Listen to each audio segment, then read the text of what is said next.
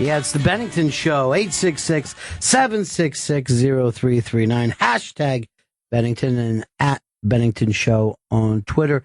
Opening song today, Gail, was the Cookies. Now, is that the only song in history where a woman sings bass? You know? Yeah. So, girl, you better shut your mouth. Those ladies are Brooklyn's own, by the way. Yeah, of course it's Brooklyn's own. That's not going to come in from Iowa. Good point. That's all I really care about. There's a lot of Detroit ladies, but they were Brooklyn ladies. Yeah, well, they were badasses. They were badasses, and they were also Ray Charles backup singers. I did not know that. Where it became the Ray-lettes or something like that. So they were first his backup singers or second? I think that they were first started doing stuff, but then after the Cookies became a thing, they became the official Ray-lettes, which seems like a step back. It does seem like a step back, but look at the Roots. They're very happy on Jimmy Fallon. Right. And you're like, well, you guys were the Roots. You're a rock and roll band, and now you're watching Jimmy and Jude Law on a giant pool table bowling. Is that still good for you? And they're like, yeah, silly. I like the money. I like the money. That money's good. I think a lot of those guys still live in Philly and they take the train back every night. I would. I don't know. It's a long trip. Because that NYC money goes a long way in Philly. Back in North Philly, yeah. I wonder what they thought were just 5 years later people were into acid rock. I wonder how crazy that was for girl groups. Right. Hey, we had a good thing going for 3 years. So no one's wearing gloves on stage anymore? That's all gone. I bought so much sequins. I thought that's what we were doing.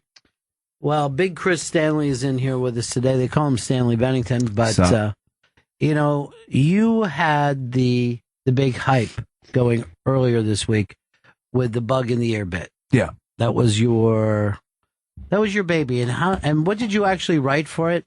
It was you should tear your eyes out before clicking upon this link. Upon. And that's what we were laughing about. And the reason that you wrote that, what? Well, I thought that you click upon a link. Mm-hmm. So yeah, because it was horrifying. But I meant the whole thing. Because it was a spider crawled out of a man's ear and then crawled back inside of his head. So the part that is horrifying was the spider crawled in and out of the guy's ear. Hmm. Why didn't you rewrite that bit up as I'm stupid Rube and I get everybody else to follow me into Rube Street? What? Yes. I knew it was fake. It was fake because it turned and its glowing eyes were looking at the camera. I thought that was reflections off its creepy spider eyes. I knew it. That's what I said right away. I said, this better be fake. It feels fake. And you said, no. It's true. So it's very, very true. You did say that. Goddamn disappointing. I feel like an idiot. Well, I've already sent it on to Don. Is this a strike against me, my official record? No, the unofficial record that Don keeps. Oh, shit. That one seems worse than the official record for some reason. Yeah, his record's more important to me. Well, you know what Don said to me? What's that? That's all I really care about. Because he's into the whole cookies thing. Girl, you better shut your mouth. He's a little weird there. Is this getting physical now? So you were wrong. That sucks because I really wanted to believe that spider was living inside that guy's head. Why would you want to live in a world where that was real? Because I don't want to be fooled. That's why. I don't want to be fooled by some goddamn internet hoax. Well, here is your balloon and your cotton candy, and now you head on down the Midway. This cotton candy's pretty good, though.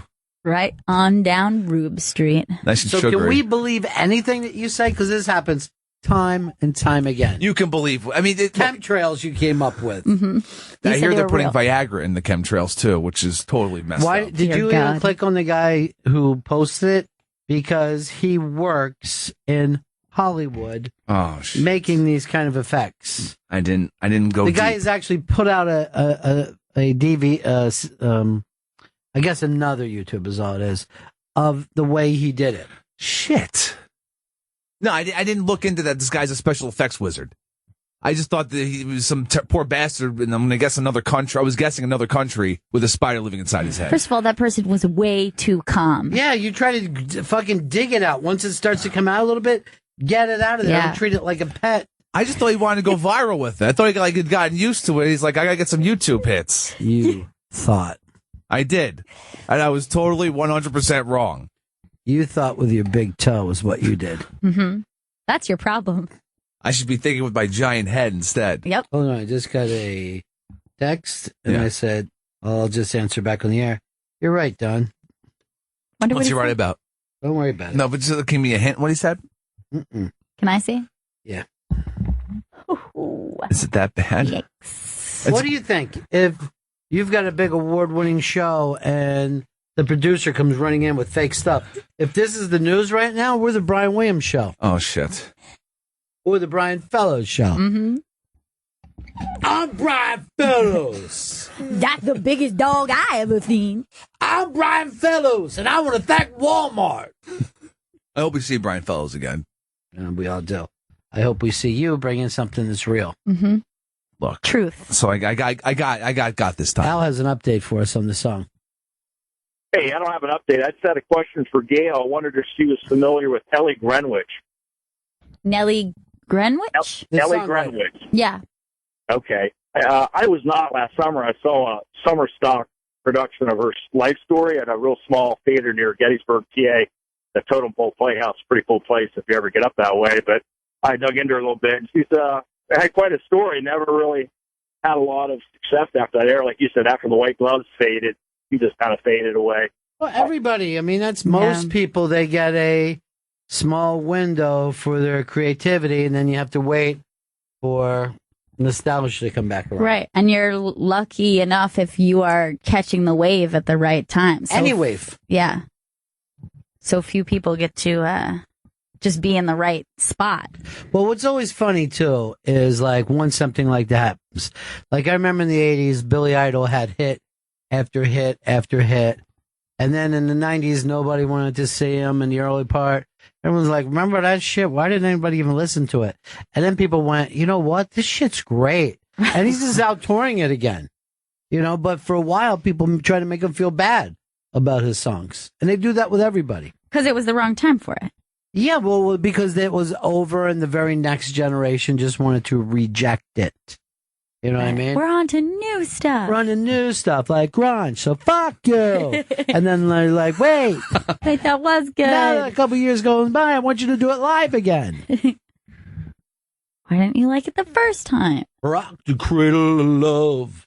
You know, people get, you know, they did it with the Bee Gees. They hated the Bee Gees for years. And then they went, no, you know what? The Bee Gees were great. I don't know why they were mocked so. People are out mocking the U2 right now. They love to mock the U2. Yeah.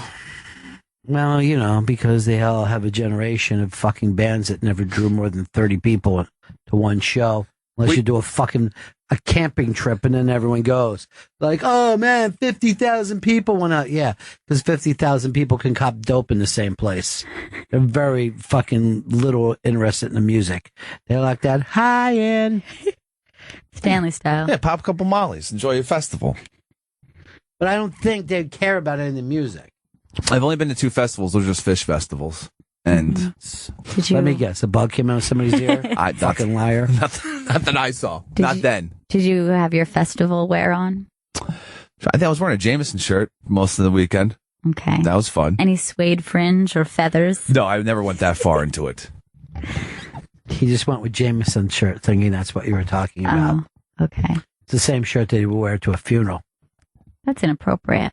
Hey, No. that's what I had at the time. Is it black at least? Your little cousin had to be stopped from going to a funeral dressed in her own clothes. Did you hear what she was wearing? I did hear a shirt that said Bon Voyage on it. Oh, shit. And she said she didn't know what it meant.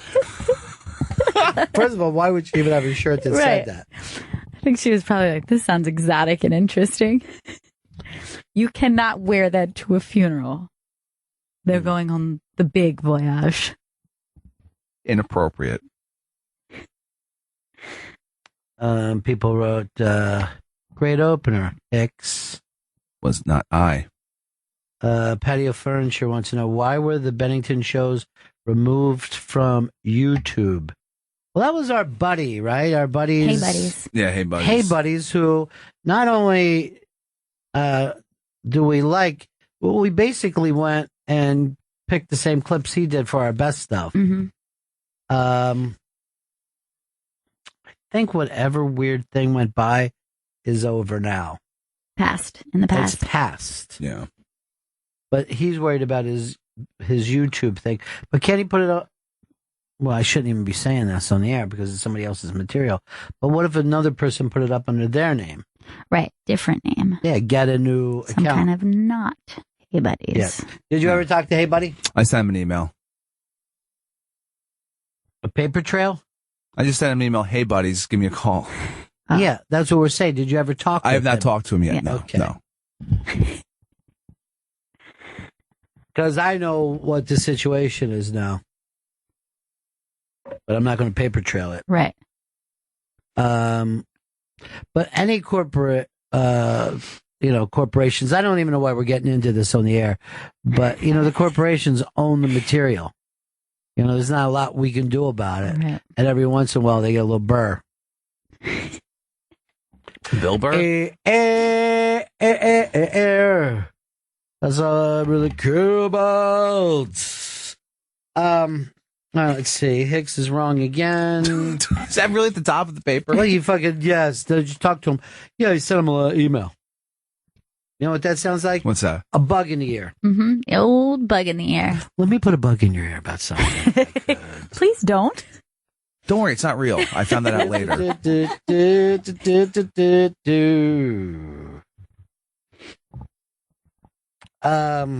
A transgender comic was talking about the Calista Flockhart, who was America's new. Is that what Bruce Jenner changed his name to? Caitlyn Jenner. So this one went from a woman to a male. And what is that person's name? It's Ian Harvey. So Ian Harvey said, Caitlyn is going to find out that she gave up all of her male privilege. Sure. That is very true. Except for, I don't know, if since it is so highly publicized, I think she's going to be protected from a lot of the stuff that... The Daily News said this, that Caitlyn will make $500,000 over the next, $500 million over the next 5 years. A lot of people were mad yesterday because ESPN has given the Courage Award to Caitlyn and not the vet who lost 2 limbs, who ran in a race, or the little girl that we all fell in love with last year who had a brain tumor and kept playing basketball. Yeah, adored her. We all did, and she died. But they're giving it out to Bruce Jenner, who wants to wear nail polish long enough for it to crack. Yes, and now she can. If that isn't courage, I don't know what is. Just the Courage. They should have the fucking Cowardly Lion hand that out every time there's something. And now your presenter, Cowardly Lion. I would say this to Caitlyn. What if you saw an elephant? I'd wrap him up in cellophane. And then I would just hold the fucking award up. And then run and then go diving through a thing. As it went to commercial. It was always the commercial on TV. You would run, crash through, and then that. But every little kid loved the Cowardly Lion, I guess, because little kids get nervous about shit. Well, I do believe in ghosts. Comic relief, that Cowardly Lion. Yeah. I never laughed once at the fucking scarecrow guy. No, not at all. I do have a soft spot for the Tin Man, though. Well, Oz never did give nothing to the Tin Man that he didn't already have. So true. Except for he did get that heart-shaped pocket watch. Oh. So that... You hear it? You hear it? It's ticking. A real hot. A real hot here. Why, that motherfucker. I'll take my axe and whip their ass with it.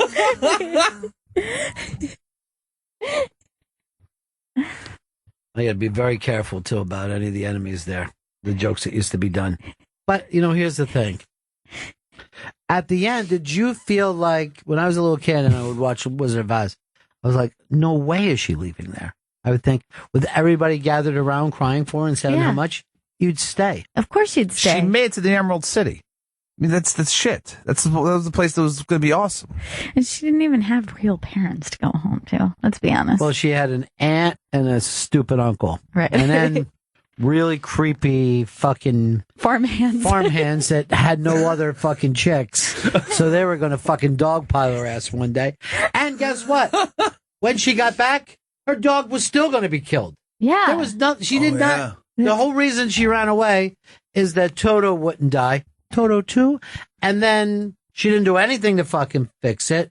She comes back. Yeah. First thing, that old lady's going to kill her dog. Ugh. Evil. She's screwed. Well, I could hit her with this fucking axe. No, that's not how we solve things in the real world. I wish I hadn't brought you here, Tin Man. You feel bad about Annie M crying now? Mm-hmm. Oh, my God. That got to me. Yeah. Yeah, actually, when that thing, when she went from that crying like, Dorothy, she was like, I'm here, but couldn't fucking hear. And she said, and she actually freaked and said, but you can't hear me. And then it turned into that witch. Holy Freakish. shit. Mocking her. That was the scariest shit going. And if you rewatch it, it's a very slow transition. But in my memory as a child, like it's like in a horror movie, like it happens quickly, Right. but it's not like that. It's actually, you can kind of make her out for like a long while before she starts talking. But it was very jarring as a kid. But I really didn't care much for Annie M or the uncle. Annie M. It's my one thing I can say. Wait, let's hear it again, though. Annie M. I don't think we're in Kansas anymore, Toto. We're going live, baby. There is why did the gays love her so much? Because She was adored by them. Yeah, but it was because she went from the shitty black and white town to the fucking flashy colored town. Rainbow, shoes, songstress. I don't know. There's a lot of good reasons. You say that, but they never jump on a gay's side. They never fucking embrace a gay guy. True. They show up for every goddamn washed out woman that there is in the world. But any fucking gay guy, they got no time for. They adore the women. I don't get it. They relate to them. I thought the whole reason why they liked it all was the midgets with the funny voices. That's who the kids like. When you're a kid, Oh, yeah. you're like, please don't leave that fucking land. You know, that fucking land is great. Why can't they come Everything with is you? child size. We represent the Lullaby League. I thought that part of it was just like phenomenal. Got bored on the journey. Sure. Got excited once, the flying monkeys came and started fuck with everybody. Oh, yeah, that's terrifying. I don't know. For some reason, I really like the poppies scene. The weird heroin. You got that in your back. That's your family background. Just know it. Poppies. Then they just get the nods and kind of chill out for a while. They couldn't have made up like a fake drug. So this is the thing. Did you ever fucking check it out, though? What do they wake her up with? I forget. No. So you're a Oh, speedball. You're fucking shit. speedball. So that whole thing was lined up there. I did not think of that one. Yeah, it occurred to me when I was fucking high and watching that whole Pink Floyd of Oz. Right. Remember when that thing happened? And then I yelled speedball and everybody fucking was so happy with me. They all started saying, yeah, speedball, speedball. Let's get some. Are there chants that We go didn't with have that? to go anywhere. Oh, God. So that part of it I liked. I'm with Stanley where I liked Emerald City Yeah. quite a bit. But When they're making her over and stuff, that's a good scene. rub here, rub. That's fucking. It was the first day spa I was ever really introduced to as a child. That looks great. Yeah. The best thing is when they were just running a grinder on the Tin Man. He was loving it though. Yeah, he did. He needed it. Lion got a perm, I think, and some bows in his hair. The lion is the closest thing we have to like a human in that whole deal. Sure. Yeah, all right. The Tin Man's a robot. Scarecrow is some sort of creature. Scarecrow's a scarecrow. You know what? I never really thought of the Tin Man as a robot. Yeah, I guess you're right. He is a robot, but he's there's not. nothing mechanical making him work. You know what I mean? He's worked by magic and nothing else. But that's what he's saying. Like his heart is empty. Like he's supposed to have some sort of cog thing going in there, and he doesn't have it. Yeah, at least the lion was flesh and blood. Like it was a thing. So that was your favorite? Yeah. I think my favorite was probably the Scarecrow. Right. Because, number one, you're first with him. And then when she says, I'm going to miss you most of all, Scarecrow, well, you know, it let you know that the other two were shit. Yeah, I know. They were like, hey, you only met him like 10 minutes before me. But the thing is, I thought that the Scarecrow had so much potential because, like, with the thoughts he was thinking, he could be another Lincoln if he only had a brain. If I only had a penis. That's fucking Caitlyn. I would while away the hours. We should do one of those with Caitlyn. She's going through fucking Oz, and there's just fat ass Kardashian after fat ass Kardashian. He's trying to crush her. Yeah. Here's Jay. What's up, buddy? How are you guys doing? Yeah. In The Wizard of Oz, when they're walking through the dark forest and the Wicked Witch appears on the top of that building, have you guys ever noticed that there's a munchkin that got released in the background? Yeah, we're all familiar with snubs. Thanks, Jay. Chris. Hey, Ron, love the show. I'm happy to hear Catholic Joe on board with you guys. Yeah. I'm 51 years old, but I remember when I was a kid in the 1960s, there was a Maxwell House coffee commercial. I think her name was Cora something. She was the Wicked Witch. I remember being afraid of the coffee because she was in the commercial. She still bothered you? Yeah.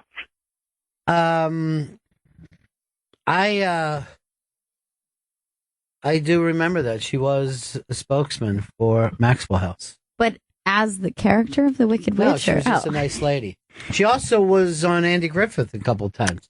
And I was like, Opie, don't fucking trust that lady. She's evil. Watch out. You've got to get away from her. She's infused with dark magic. Listen to my beautiful voice and look at my eyes. You could tell like the Tin Man was the only fucking attractive one. Yeah, you out could of see all that. of them. And like I fucking feel like Dorothy picked up on it too. Yeah, you know? she was feeling it. That Scarecrow was downright goofy looking. He was frightening. Did you ever hear that Jed Clampett was supposed to be the Tin Man? He was hired, and they put they painted him with the silver paint, and back then it was lead based, and there was no place from the debris. They almost died from it. Oh my God! Yeah, he broke out with this whole fucking crazy thing. They were crazy in those days. Oh yeah, they were just like legitimately setting the Wicked Witch on fire. Oh yeah, they were They're just that, like, that was their whatever. idea. Stunts in those days. Right. Like, let's put the little girl in a house. We'll pull it up on a crane and just drop her. Right. And if she lives, we'll shoot the next scene after lunch. Hey Gary. Yeah.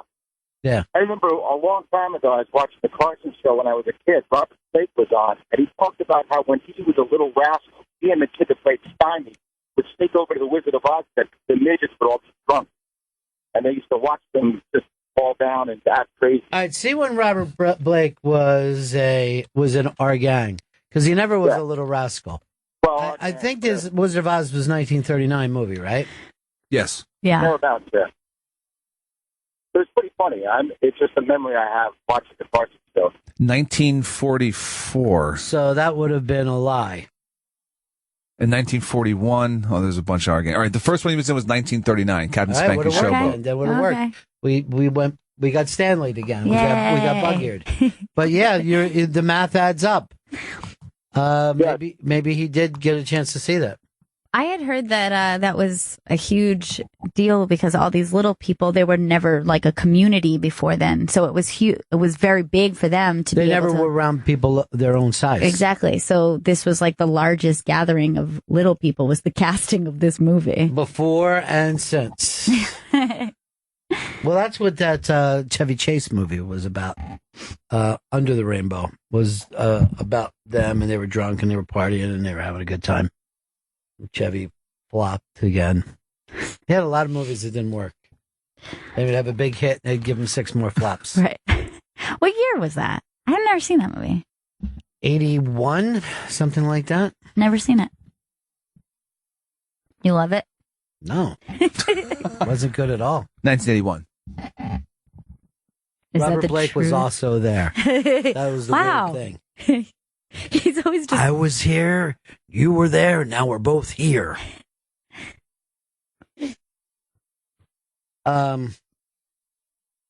Here's Debbie. Go ahead, Debbie.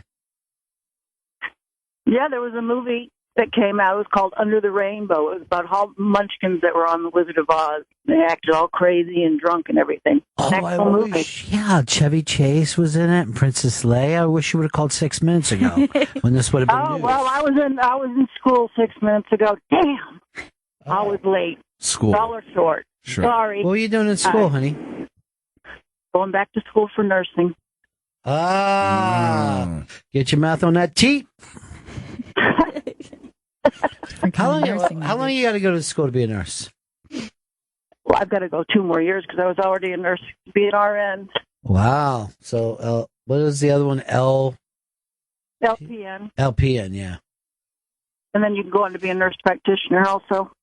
I think I could probably be a nurse. You ready for this? Okay. You hungry? Or can I take that tray away for you? The doctor will be in. He knows you're looking for him. Thanks. All right. Oh, that was easy. So I'm going to go out and stand. I'm going to good. stand by the desk with the other ladies and just talk. About you. About how shitty you are. Were you able to go at all? Please say that quieter. Yeah. Will came out. He wants you to move some gas, too. Again. Hurting. Here's Steve. Rocking. Hey, how's it going, Ron? Hey, buddy. Hey, man, the Wizard of Oz, that witch, they put her on Sesame Street at one point, and it scared the shit out of all the kids. They never showed the episode again. Now, let's see if that's true. Right. It is true. Oh, I'm going to have Chris Snope it for me right now. little fact check. Yeah. A little fact check. That's what he does. I'm checking We're not facts saying right you're now. a liar. We got stung on a bug in the ear thing the other day by believing somebody. No, that's all right. I got, I wouldn't make that shit up. I hope. All right, I didn't see it on Snopes, but there is an article talking about a 1976 episode of Sesame Street featuring Margaret Hamilton. Did it scare the children? Yes. Oh, scared the hell out of them. Help yourself into our big-ass prize closet. What's that?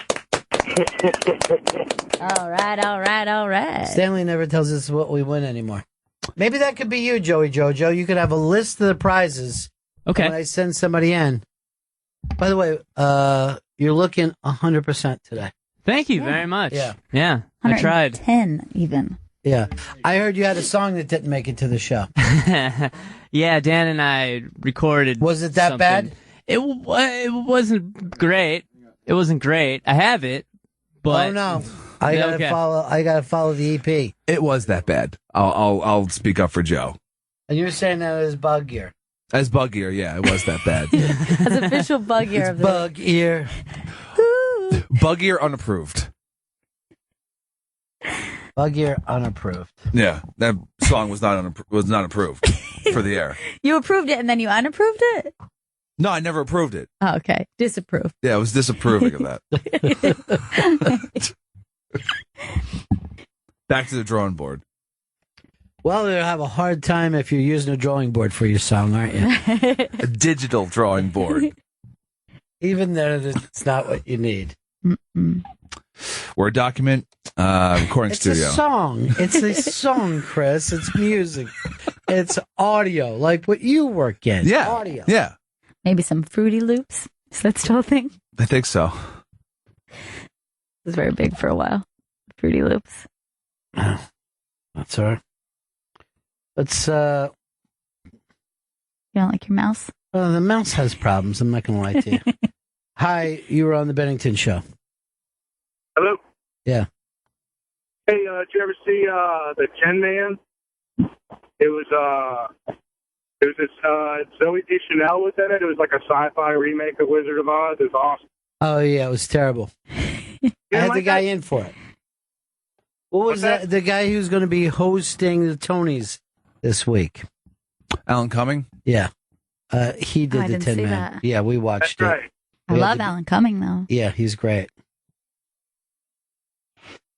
You know, the Wicked Witch was on. I know that the Wicked Witch was on Mr. Rogers. I remember that. It was very touching, really sweet. What was that about? Like, he was kind of went the opposite. I guess he succeeded where Sesame Street failed.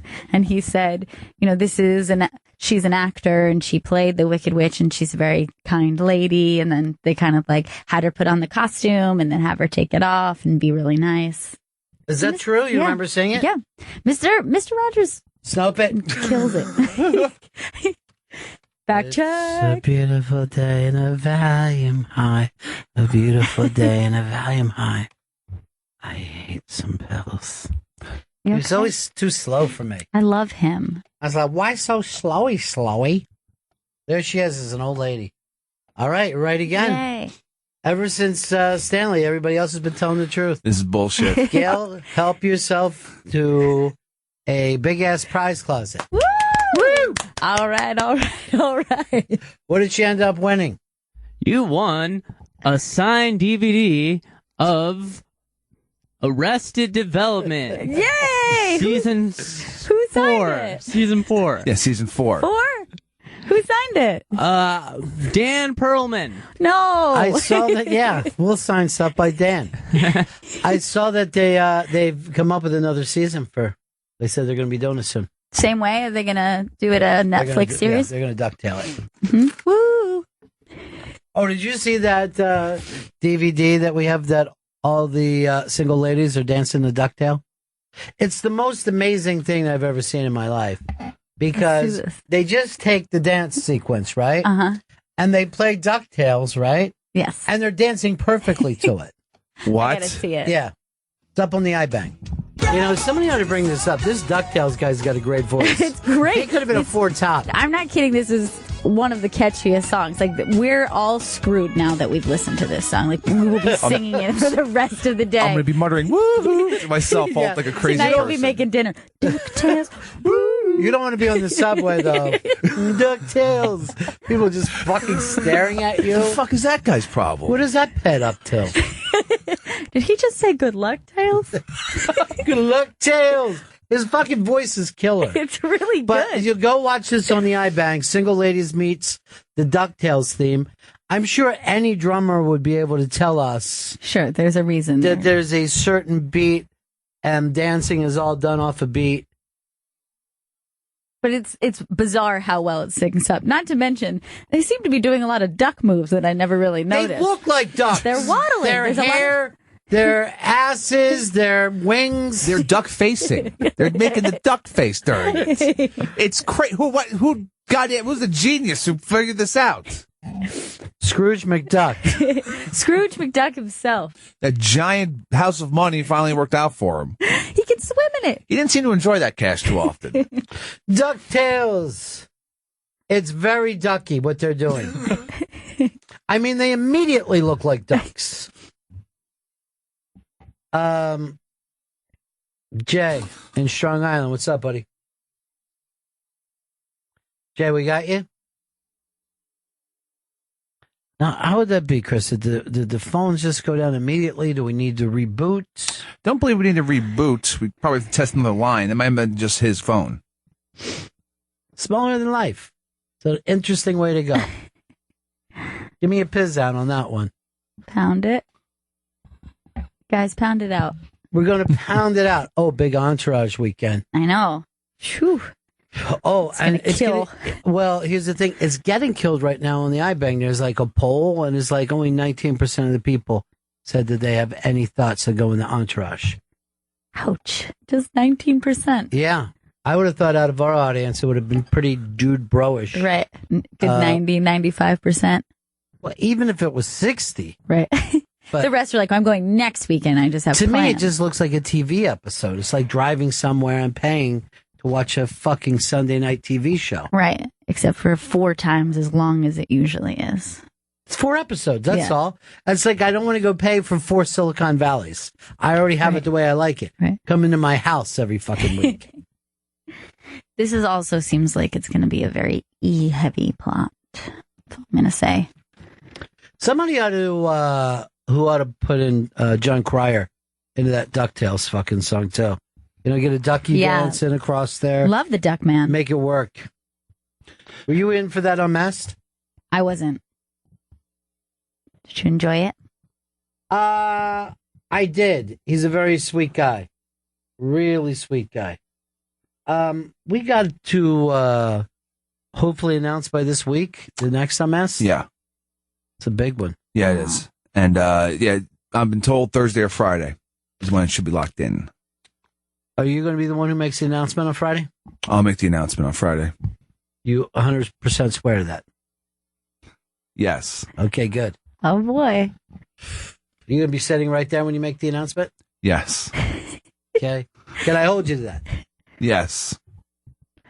Man's never lied. I'll give that to him. Good. This won't be an earbug situation. Earbud? Earbug. Oh. Bug. So that's this Friday. Chris Stanley has promised us all he will make the announcement. And I trust him. I trust him because he doesn't make anything smaller than life. It's always bigger than life. That's how it should be. And it'll be a giant announcement on Friday. It is going to be huge. Blow people's fucking heads off. I don't know. What? In a good way. In a good way. It is a big one. Step up on the iBank today. Joe List. Joe List is on my list. Great little interview with him. And Gary Goldman doing stand-up, which killed last I watched night. last night. It was hilarious. It was a great, great set. There was also another award that Amy Schumer got, and I thought that this was hilarious. She said this to the crowd. And it's like Glamour magazine, right? Mm-hmm. So then she says, I'm 160 pounds and catch a dick whenever I want. What's more glamorous than that? That's our glamour queen. Catch a dick. Hopefully she said it like that. I catch that dick. She's great. Kurt Metzger was great on the show last night as well on Inside Amy Schumer. With his open marriage, you mean? And as Vlad, the Russian mail order bride. Or groom, rather. Also Big J last night. Oh, yeah. Schumer. Doing the job that he actually did in real life. Taking girls around. Yeah, I didn't know he did that. Liz says, years ago I suggested breaking down the prizes in a list by sports, comedians, musicians, etc. Glad they finally got on that. Well, one of these days we'll have a name and we'll read out, like, here's what you just won. Yeah. Yeah. That'll be great. Can't wait for that day. Joe, you're going to take over and be that guy? I can be that guy. All right, man. Do you want a Ken Griffey baseball, Gail? Do you sure, like baseball? that sounds great. Right. Junior or senior? Senior. Okay. That's not as exciting. By the way, exciting day for you as a Minnesota Vikings fan yesterday, huh? Yeah. Now, AP, who said for a year I ain't going to have anything to do with the Vikings, they sold me out. They never backed me up. They're shit. Their fans are shit. The town's shit. Shows up yesterday. He's like, I'm just so happy to be here. Oh, yeah. And I'm happy to be a Minnesota Viking. And you're just like, what about all this shit that you've been saying? Why'd you say all that stuff then? He also said this, I've been in therapy and I'm working every day on being a better dad. And people are still yelling at him. And I'm like, but isn't this the point? That you want him to be a good dad and you also want the kid to have a dad? Right. That should be probably the way to go and not just like pull the child away from the parent. Right. Is to make better people. It's better not like humans. it's not like his parents were smokers. His dad just hit him with a stick. Sure. That's all. Now, will you still be able to cheer for him? Yes. Don't wrestle with it that long, Joe. Now, based on what? You just care about football more than anything else? Yeah, I mean... Or do you think it's okay to hit a kid with a stick? I don't think it's okay to hit a kid with a stick. But him coming back, the only thing he had left for Minnesota was the fans still supported him there. Or still support him there. But why are you still supporting a man who hit somebody with a stick? A child. Yeah. Okay, I'm supporting his play on the field, not his actions off the field. Now, what does that tell you about football fans? No morals. Zero morals. None. Look, everybody was mad at the dog killer, and then the people in Philly went, wait, he wants to come here? Yeah, okay. But to be fair, that man, he did serve his time. That is what we have to decide is the way we rehabilitate people. It's not probably the right way. You'd be saying the same thing of AP. He's done his classes. Sure. He sat out a year. Right. Let it go. I guess that's what they're gonna do. No, but forget that. What about you yourself? Do you think Joe's right? Even though Joe hasn't taken the time to think about it the way you have, whether it's rehabilitation or not. If it helps, I'm completely biased here. Yeah. Right. And you want your team to have a ground game. I totally get that. But I would agree with you about the dog killer and also about the stick hitter. Right. You know, there's some kind of penalty. When you get past that, then society has to say, yeah, all right, we're past it. Right, because we have to accept that bad things happen in the world, and if you're going to make an infrastructure in which you say this is the way you get over what you've done, you can't say, "Well, I'm still mad about it." Like, what about with Bill Cosby, where you just bypass it altogether? Sure, but again, this man does not have to serve any time. He's not even admitted what he's done. So obviously there is a piece up on the iBang here. It's a video several years ago, I guess. And this never got put out, and it's out now, but where Cosby said that rape is like bullying. And I would actually say this. I think rape is a little worse than bullying. Yeah, I think you're downplaying rape by being like... Rape is rape. Yeah. It's a separate category. We've all been bullied before, but hopefully not all of us have been raped. It's rape to me. Yeah. My childhood was raped. I think you're downplaying rape a little by just saying like, man, it's so mean. Like it's just, it's unkind. It's really not nice when you're raping. Right. You know, because you wouldn't want to be raped. Poor Cos. He can't catch a break, right? No. Well, I don't know. Or has he caught all the breaks and it's just fine? Well, I mean, he does have like $400 million to hide behind. So he's had some breaks. It took until now for people actually get really pissed and for it to come out. Yeah, good heart attack, and he wouldn't have to deal with any of this. Yeah. You know? They'd just be like, the man's gone. Yeah, what are we going to do? He's dead. Somebody write an article about it. Maybe it would be discussed a little bit, but it would not be as big as it is. It's really not all that big when you really think about it. Like, it pops up every once in a while, but, right. You know, people aren't outraged enough that they're lighting torches and going to his house. He had a good 3-month run where it was every day. That's only because he was touring. Yeah. The second he stopped touring, it went away. Right. Yeah. So if he fishes, no one's ever going to bother him. Stop fishing, you rapist. You have no right to fish, you goddamn rapist. Hey, rapist, try to stop enjoying your life. Yeah, they let him enjoy his life. They just don't want him to do stand-up. Or fly fishing. I always seen him more as a deep sea guy, you know? Yeah? Yeah. Out on the boat in the middle of the ocean. Yeah, leave it somewhere, like, gotta say, like, Margate. Okay. You know, I see him going to Margate, and, you know, like, hey, I know it's early, but you think we ought to have some food? Yeah, we should make some sandwiches and take it out.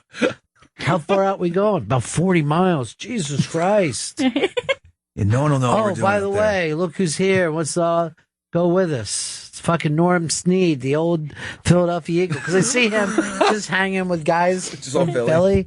You know, it's like, oh yeah, Gene London's coming too. We're all going out. You know, 40. When we're going to come back tonight, we'll go to Atlantic City and maybe play craps a little bit. I jump up and do some stand up. No, don't do it. No, don't. That's going to ruin the weekend. We've been keeping you under the radar. Don't draw attention. Sad though. Also, I brought my own drinks for the fishing trip. Just in case. Yeah, I'm not drinking anything that you have. Is this sealed? Is that the top open? Kevin. The Benningtons and Earbug. Hey, since Joe's being so generous today and in honor of the Phils beating the Reds last night, I'd love a Ken Griffey baseball. I don't think we have a Ken Griffey baseball. I think he made that up. No. I did, and that was also a gift for Gail. So This sorry, imaginary thing is a gift for me. Theoretical gift. I hear that. I know. Hey, I love the show, guys. Have a good one. Thanks, buddy. It's too bad. I would have given it to him. We just don't have it. I know. I wanted to. We have so much great shit Yeah. that we've been ignoring, and you bring up something we don't have. Yeah, and Gail still didn't want it. How do you think I feel? Wait, are you playing a character right now? I was a little bit. How do you think I feel? I'm sad about it. Yeah, I was. Sometimes when I look at Joe, I feel like my caca did have a child. I don't know what it is. I just see like a young, fresh-faced Mike caca there. Thank you. Yeah. Like if you ever do that, if they ever do like that Brian Wilson movie, but use Mike Kaka, you could play the young him. Yeah. Okay. Yeah. Oh, did you see Clint Eastwood is going to do a Miracle in the Hudson? I didn't see that. Yeah, he's going to do a Miracle in the Hudson movie. And have somebody come down, land it on the Hudson. I always remember that we were sitting up on 57th Street. That's amazing. Did you walk down or yeah, you just... we walked down. We were throwing rocks at them. What? They were all standing on the wing, and we were just chucking rocks up there. God, I love that Sully. Well, here's what's happened is when we first dealt with Sirius. So Bladder, and who came up with Rob Cross. Okay, Bladder and Rob Cross came up, and they're like, yeah, we're going to be working with you guys now. You can tell they didn't want to because they're music guys and everything about us was disgusting to them. And well, I'm like, hey, did you see that plane just landed in the Hudson? And they're like, yeah, right. Thanks, man. It's going to be fun working with you. I'm like, no, seriously, a plane just landed in the Hudson. Right. Well, that's not a runway. It's a river. But anyway, I think when you're here with us in Sirius, they just thought I was being a shock jock. Yeah. I'm like, look at the fucking TV. Listen to us. Sully did it. Who would you have play Sully right now? I'd have Billy Bob Thornton play Sully. Ooh. Getting back to his Billy Bob Thornton. Who would you have? And remember who just won best, what was it, actor this year? Who did? Throwing drumsticks at people. Interesting. What's his name? That would be an interesting one. I think Han Solo, but maybe I'm just thinking that after his last plane excursion. But All right, I think let's go to Joey Jojo. Joey, who would you have play Sully? J.K. Simmons. How about J.K. Rowling? Oh. Yeah, she'd Who be am I great. thinking of? Oh, yeah, she'd be good too. Here's who I would have play Sully the hero. Sully himself. He could do it. Love that Sully. A real human being and a real hero. That song's about Sully, by the way. Is it really? Yeah, the song from Drive. She wrote that about Sully. I thought they wrote it about the guy from Drive. No, Sully. That was an original song. Sully himself, a real hero. You love that soundtrack, no? I love it. I felt like it just took away from the movie for me. I adore that soundtrack. Maybe if I grew up in Luxembourg, I would have thought it was great. Like I did. Hey, Jason in Detroit. Hey, Ronnie. I got a kind of a weird Saturday. Who's going to be more finally missed when they're gone? Cosby or OJ? Cosby or OJ? I still think it's Cos. It's going to be Cosby. I don't think anyone is going to miss the juice. Yeah, it's not like people are worried that he's in prison or, no one's ever sitting around worrying about him. I think the double murder trumps the rape allegations because he has the murders under his belt. Yeah, well, here's the thing, though. One was a serial rapist that went on for decades. Right. And the other one just freaked out once. Yeah, a crime of passion. I still think people are just too freaked out by the murder and her getting her head cut off. There's a lot of Cosby defenders, I think. Yeah. There are a lot of Cosby defenders. There used to be a lot of OJ defenders, and now they're being honest, and they're like, yeah, whatever. They're just like, I don't care. The cops do a lot of shit to us, too. I think after If I Did It, Here's How I Did It. Then that was a great book. I read it, too. Here's how it happened. Here's how it could have happened if I had done it. Which I did. If. Ha ha. Here's Eric in Kentucky. I think William H. Macy's the only option for Sully. They're spitting image of one another already. Macy could pull that off for sure. Give it to him. I don't know. Shameless is really taking me off. I just now you just see, yeah, shameless guy.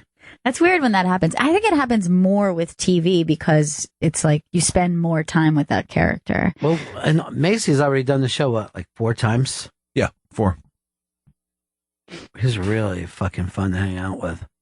I feel like you guys are besties now. I listened to the last interview. You guys seem like. Do you really use the word bestie, or are you making fun of that word? I guess I'm making fun of it, but I'm also saying it. So You're going to end up using it. I guess I just did. I started saying bruh and bro, ironically, and now I just say, what's up, bruh? And I hate myself for it. See, but that's jelly. Like, I thought that was like a ridiculous thing. Like, ooh, I'm jelly. That's so dumb. But then you start saying it now you're saying jelly. Here's Brian in Oakland. Brian. Yeah, I'm here. I was just wondering if you'd heard the Cosby rumor that his son was killed way back when as retribution for one of the rapes he perpetrated against kind of a high-powered ne'er-do-well or, criminal in the L.A. underworld that, was friends or is, with one of the ladies that he had raped.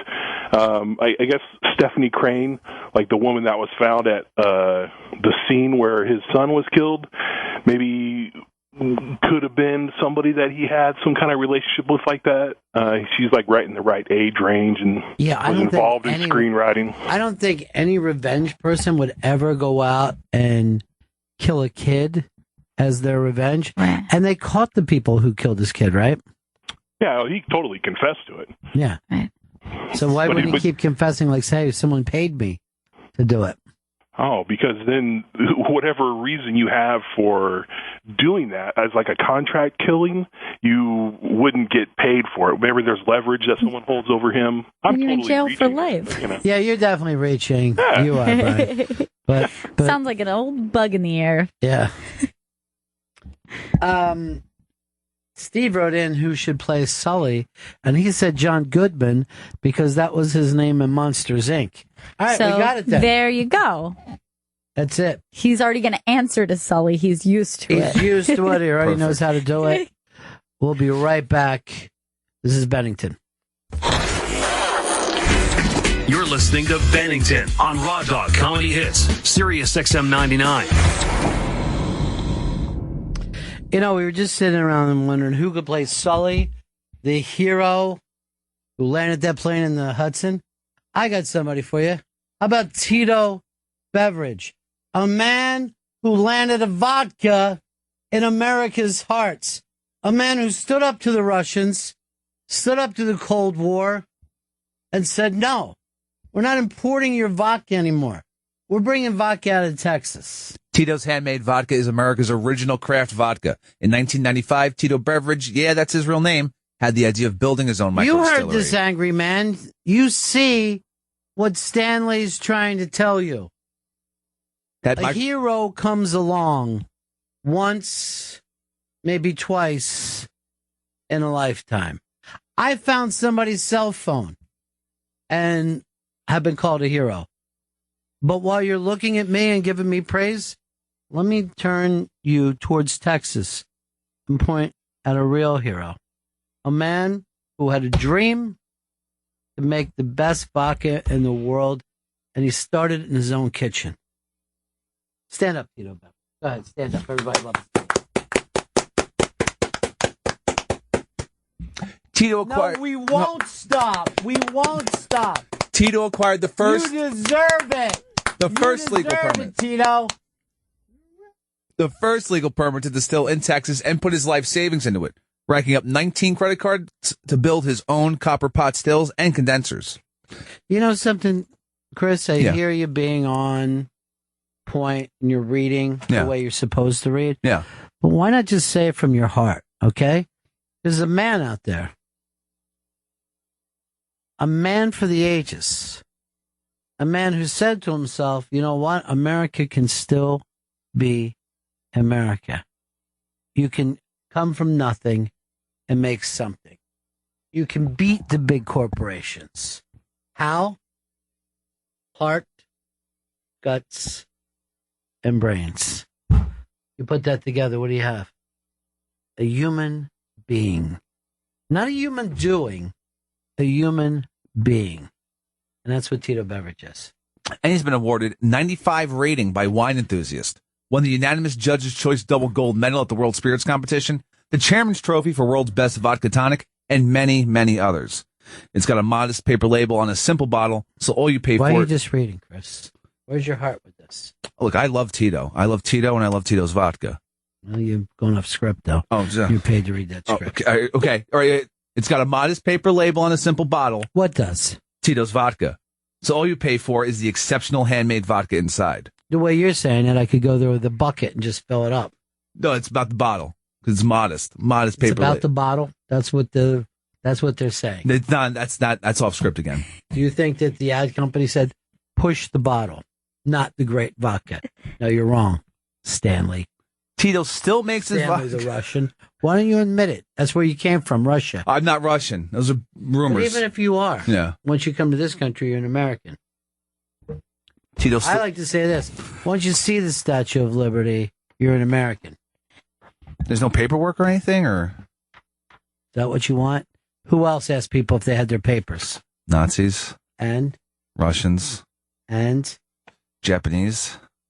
Man, your racism knows no limits, does it? I'm just talking about the Axis powers. I'm just talking about Shaft. Tito still makes. Your line should be, I could dig it. That Shaft is one bad mother. Shut your mouth. Just talking about Shaft and Tito's vodka. Tito still makes his vodka by hand on the same land where he started it all, in Austin, Texas. This land is your land, this land is my land. Tito's handmade vodka is distilled 6 times from 100% corn and is naturally gluten-free. Visit us at titosvodka.com for recipes, songs, and more. 40% alcohol by volume, handcrafted to be savored responsibly. It's a good Joe List interview up on the Interrobang once where he actually admits to crying on the road. Because everything went so bad that he just started crying. It's heartbreaking. Joe's a sensitive man. Travel also, I think, makes you a little more emotional. So I think it's going to be the summer of Joe, though, because he's lined up to do that. What's that stand-up show? Everybody likes stand-up, I think is the name of it. There's a bunch of stand-ups. Last Comic Standing. Yeah, everybody likes stand-ups. That's what they call it. Everybody likes them. Everybody. Everyone at the club likes stand-up. I think Joe's going to go there and win the whole goddamn thing. Wow. That's my prediction. He's going to dominate. I can't wait to see it. I love Joe List. He was very close to me. Really? In your heart? You have a weird fucking just factual thing. You're like doing a show with an autistic kid today. And I was talking to him during a break, and you said you're not getting much sleep. No. Join the club. Yeah, you guys are no sleep twins. Yeah, that's it. But the funny thing is, I'm not being just like, I like him. He lives near me. I like Joe List. One time he came in here and he said hi to me. Yeah, that's good. Yeah. Is he coming back? Because he'll say hi again. He will say hi when he sees you. He always does the same thing. And that's comfortable for you, right? Yes, same thing over and over. That's what I like. Same things. Coming up in another 7 hours, I'm going to be watching my favorite show, Joe List on television. What time's the Joe List on television show?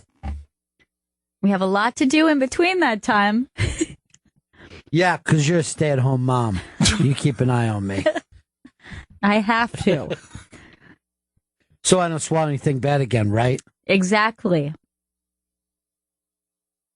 Sometimes Chris makes me try to swallow his nuts. No. What? No. That kid's lying. Chris, what did you do to him? Chris just showed the first energy that he had all day.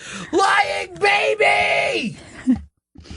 There's a child, and I don't know why people like this. This is going viral. There's a thing up on the iBang of this young child who's taken a ghost pepper. Now, Chris, you just saw his picture and you started laughing. Yeah. I have done too many hot pepper shows to even find any of this mildly interesting.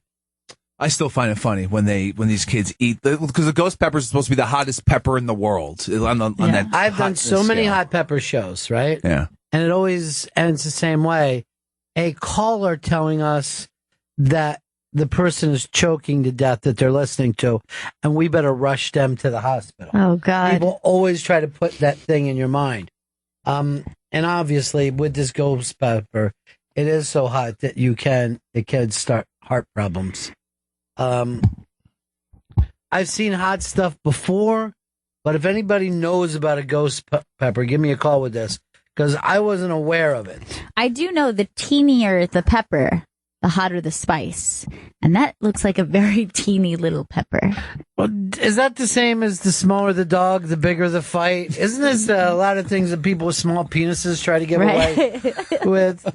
It's small, but it's very spicy. The thing is, it's going to hurt you. People with a small penis spend a lot of time coming up with rhymes and sayings of why that's good. It's a lot of motion of the ocean. Yeah. Big fellas don't have to come up with anything. Yeah, big fellas like, I don't know, it's just my dick. I thought everybody's was this Just big. a big old You like it, dick. Right? Yeah, it's a dick.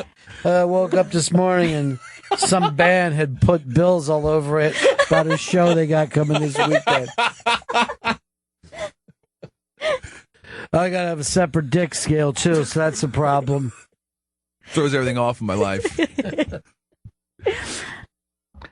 So ghost pepper, if you know about it, 866-766-0339, 866-766-0339, or hashtag Bennington or at Bennington Show, because I never saw it hit as fast as it does this kid.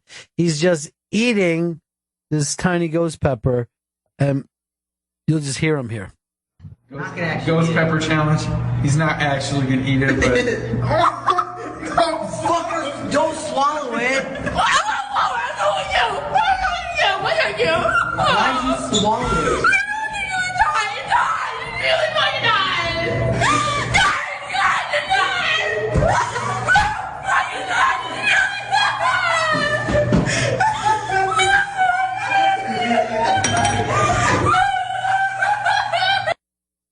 And that's the whole thing. He's screaming so bad, he's holding his little heart. It's horrifying. And his asshole friends are laughing, but it's almost like he put a hot coal in his mouth. He did say, what did I do? What did I do? What did I do? I think he called for his mom once in there, too. You ate a ghost pepper, dude. That's what happened. But I guess you forget because the pain is so fucking intense. You don't remember any life before that pain. Look, I'm not a big fan of spicy food and peppers and whatnot. Like, if I get something spicy and it hurts, why would I do this? So if that thing happened, I'd just kill myself. Would you eat a ghost pepper? No, I just watching this little kid crying. No, I'm talking to you. Would you eat a ghost, comma, pepper? Oh, definitely. So will you do it for the show? Eat a ghost pepper? Mm-hmm. Yes, dude, what do you think we're talking about? I'm not eating a ghost pepper. I'm not crying like that little poor child. You're bigger than him. There's a lot of things you could do. And they could kill you, and then you'll be a ghost pepper. Oh, that'd be great. Here's Turtle. That'd be great. Turtle. From Entourage? Hi, buddies. I wish. Hey, Ron, I've had ghost pepper sauce on 2 occasions, and it is ridiculously hot. It's possibly the hottest thing I've ever eaten. And it lasts for about 45 minutes. What? 45 minutes? Yeah, it was a long and very intense burn. What was the purpose of eating it? We went to the bar just to get some wings, and we saw they had it, and it was just a goof to try it out. And they came over with the waiver and all this other stuff, and don't touch your eyes, and we thought it was just, kind of a gag. But, about 10 seconds after you start, it kicks in and it just escalates. And that was the worst thing that ever happened to you. Pardon me? It was the worst thing that happened to you. Well, no, I wouldn't say that. What did you eat that was worse than that in your life? Here's Chad in Tennessee. Hey, it's Scott. Hey, they have this sauce called 357, and it's a concentrated ghost pepper sauce, so it's like even stronger than an actual ghost pepper. I took some and had it on a sandwich on a sub, actually, and then put too much on and powered through it. But about 2 a.m., I woke up, and I thought I had some bleeding ulcer or something, so I had to go to the ER, and they gave me a bunch of medicine to cool it down. They called me an asshole for even putting that much on my sandwich when I told them what it was. Terrible. Yeah, it sounds like you were an asshole for just everyone ignores. They're like, they told me, right? But I ignored them and I just did it. If you had to sign a waiver to eat this thing, I ain't eating it. No. No matter what it is. No. I mean, it said I could die, but I said fuck it. All right, Austin says that Chris Stanley is a goddamn moron. A ghost pepper is not the hottest thing in the world. Okay, what is it? Carolina Reaper holds that distinction. Why didn't you know that? You know about the Carolina Reaper. I totally overlooked the Carolina Reaper. Well, you heard about the Carolina Reaper. Let's go over here to let's go to Andrew. Andrew, how you doing, buddy? Ronnie? Yeah. Hey, back in the day, Bryant Gumbel, I think it was the Today Show, he was being a smartass to the food guy, one of the food guys showing off these peppers, and he took a full one and popped it in his mouth, and they cut to break. When they came back, they said he was on his way to the hospital. Funniest thing ever. He was dying, hysterical. Why did he do I've got waiting to Snopes that again. I can't imagine that he was whipped off to the hospital in the middle of the Today Show. Here's somebody backing you up, Danny in Chicago. Yeah, if you look at the Scoville rating for the ghost pepper, last time I looked, it was at the top. But just so I've seen that video, and it looked like that kid. I mean, if I put that in my mouth and anything, and they go, "Don't swallow that," I would have a panic attack too. After you actually did it?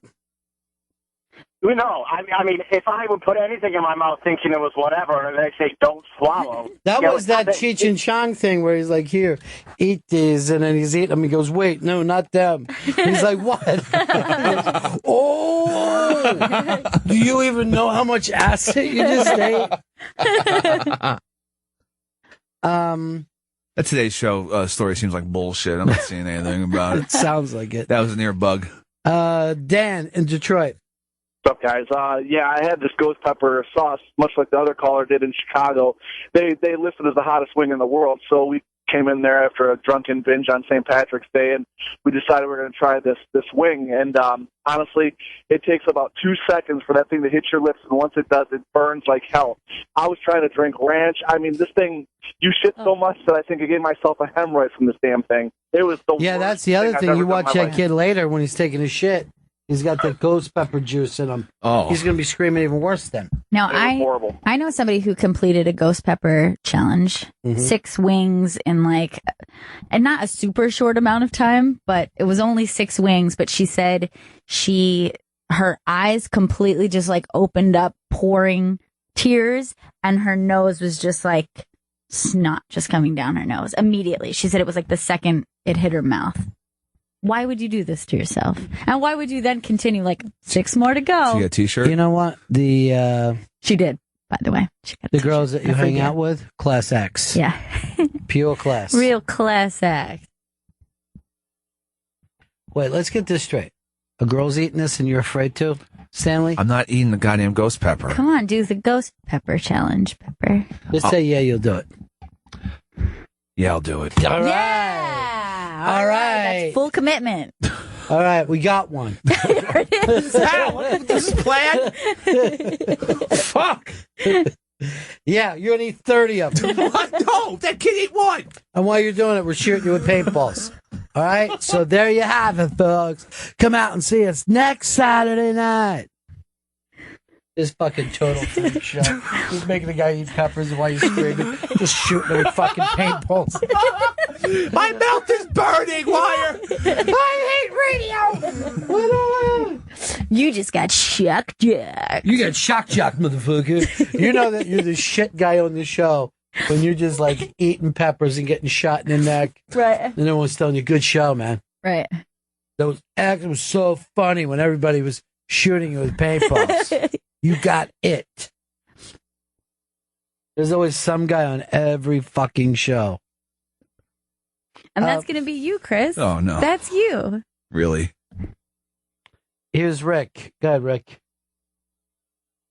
Yeah, we used to make a big batch of barbecue sauce. And in a 5-gallon batch, we would put one ghost pepper. And we'd only keep it in there for 2-3 days, and then we take it back out, and it made 5 gallons plenty hot. But I watched the guy somehow put his hand on the cutting board where we had diced up this pepper, and he rubbed his eye. And it permanently damaged his eye. We wound up we had to go to the hospital for him.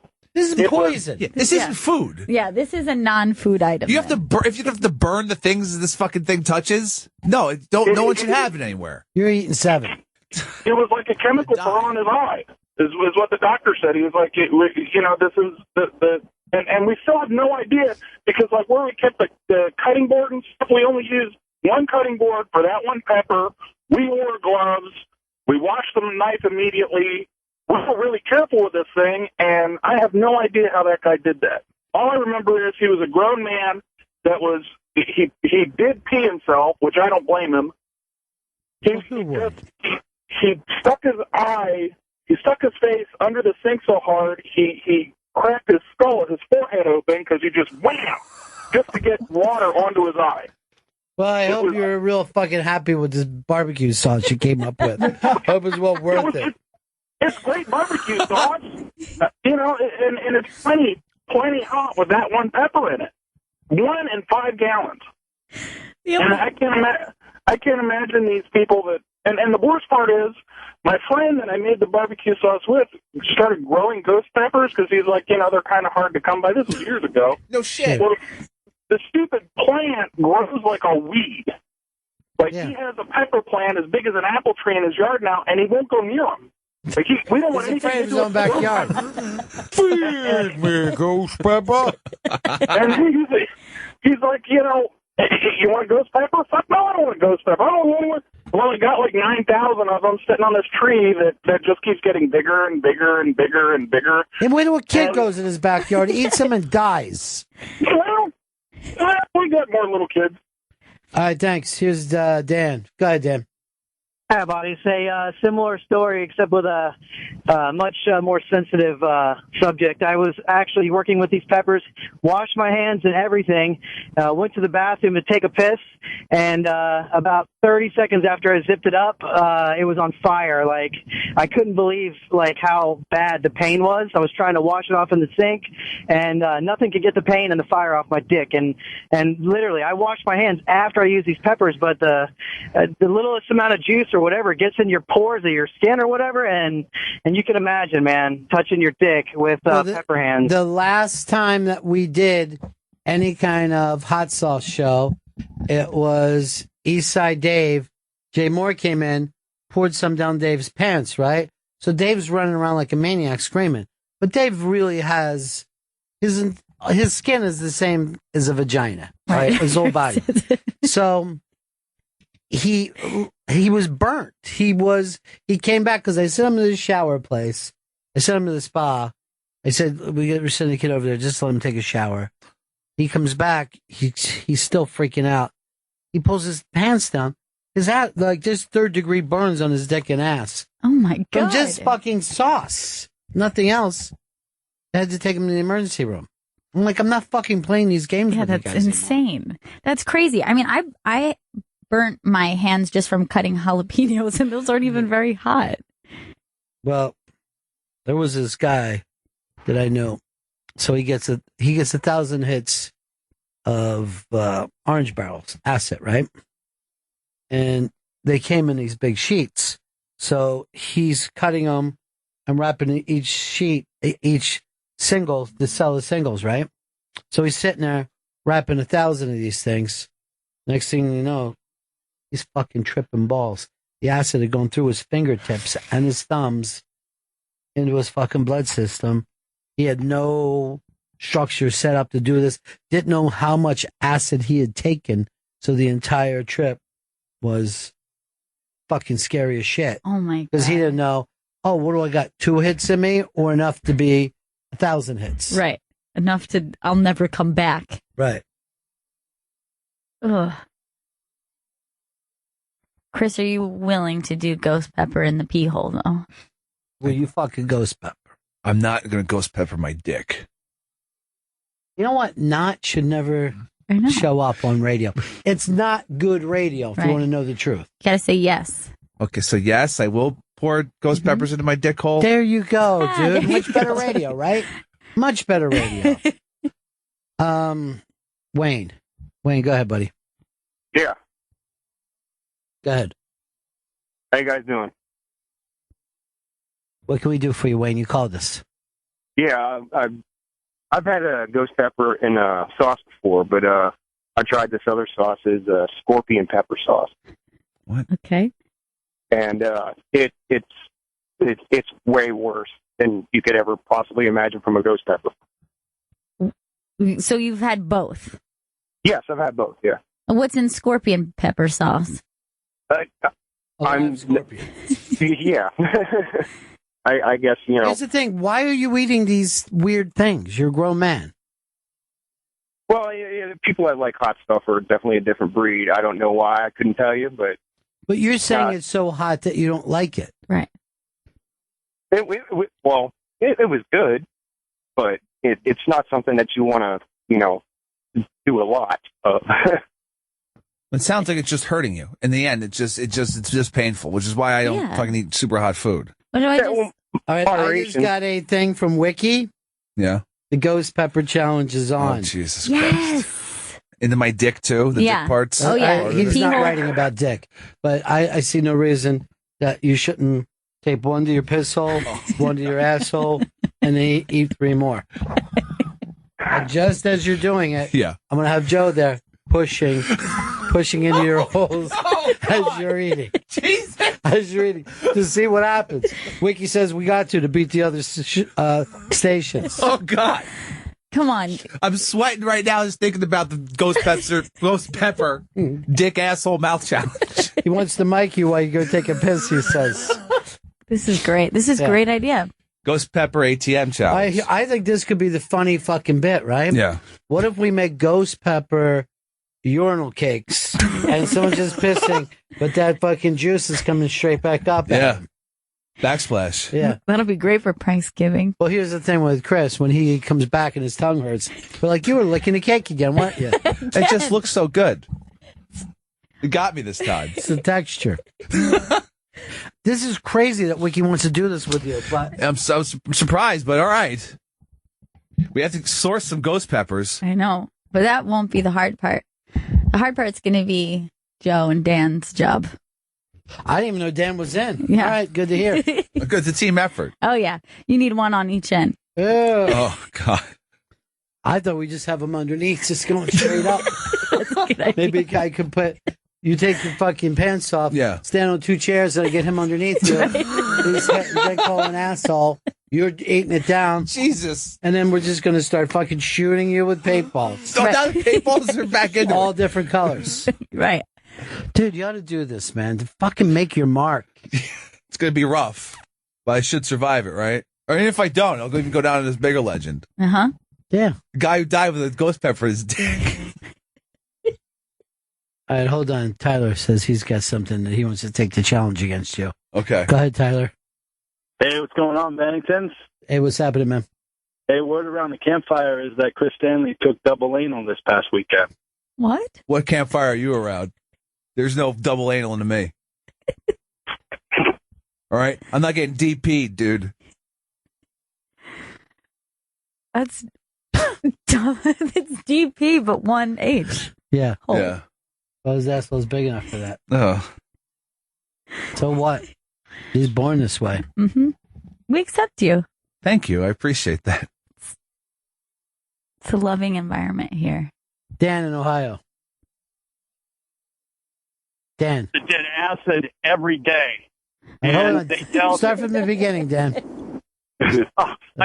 I knew 2 guys that did acid every day, and they dealt it. And when the blotter would come in on sheets, they could tell how good it was by holding the sheets between their hands. Like if you were praying with a sheet of blotter before you cut it up, they could tell how good it was. And, you know, when you do it, you can almost tell immediately on your tongue.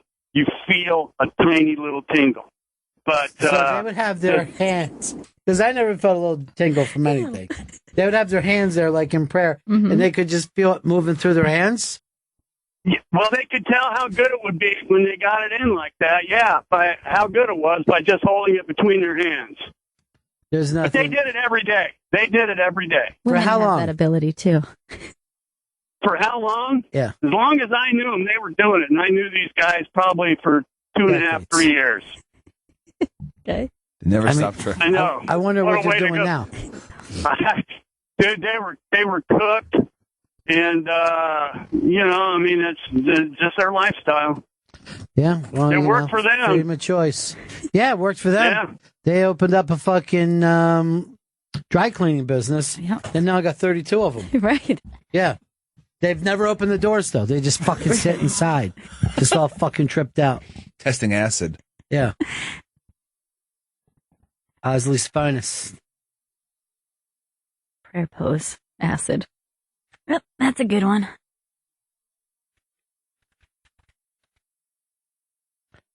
All right, so you're in. You want to be tripping when you do this? You know, it might as well. All right. I think it'll help things. For Right? you. I mean, it might as well, since I'm going to begin, I'm going to get my dick and asshole inserted with. I don't even know why you brought that up. That's the weirdest thing. That's the part I'm thinking about a lot. A lot? Like, you turning you Okay. on? No, not turning me on, no. Of the 3 holes, which are you the most concerned of? The dick hole is what I'm most concerned about. That would be the obvious one. I'm worried about my dick hole getting a... I don't think there's anything obvious about any of this. It's not obvious. Hasn't come up before. Yeah. But yeah. I mean, I'm thinking, what if they have to put a tube in my dick afterwards? Joe in Virginia. Yes. Have you guys seen the video of this Indian lady that takes the boot jolokia or ghost pepper and she squirts the juice in her eyes and rubs it all over her face? Let me tell you, that sounds like Stanley. He fucking squirts the juice in his eyes and all over his face. Yep. Though. That's gonna You're be used to it. Fucking loves it. That's gonna be me after this ghost pepper challenge. Then you got a little bit for the fucking bunghole.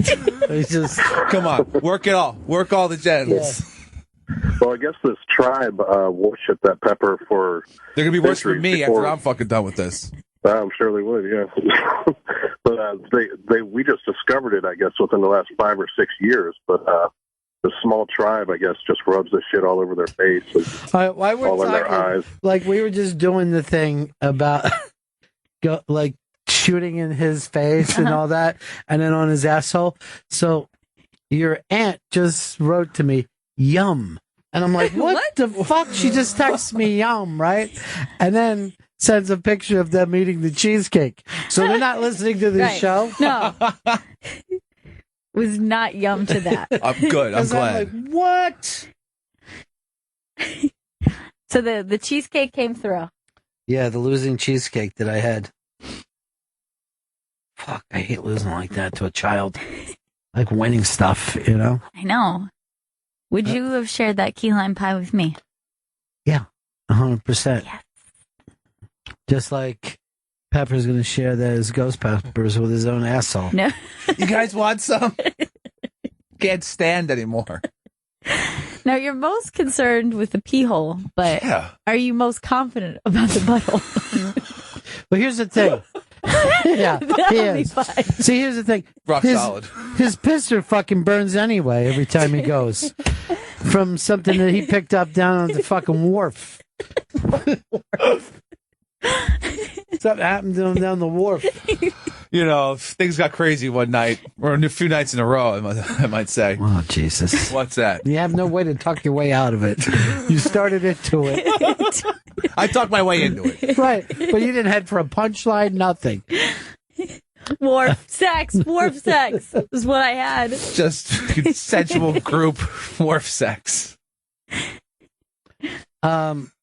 Here's Adam. Hey, Ron. What's up, Benningtons? Hey. Oh, God. I was laughing so hard you made me forget what I was going to say. I'm sorry. There was a time in my life where I wanted to be a police officer, and one of the things they taught us about was what pepper spray is made of, and it's that capsaicin that's in all those peppers that makes them so spicy. And it's crazy that the buchalokia is like half as strong as pepper spray is, but still people eat it. It's terrible stuff.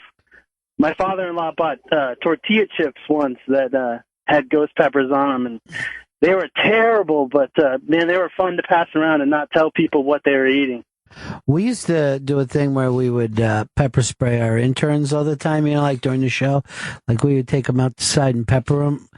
And I don't know. It seemed like it was funny at the time.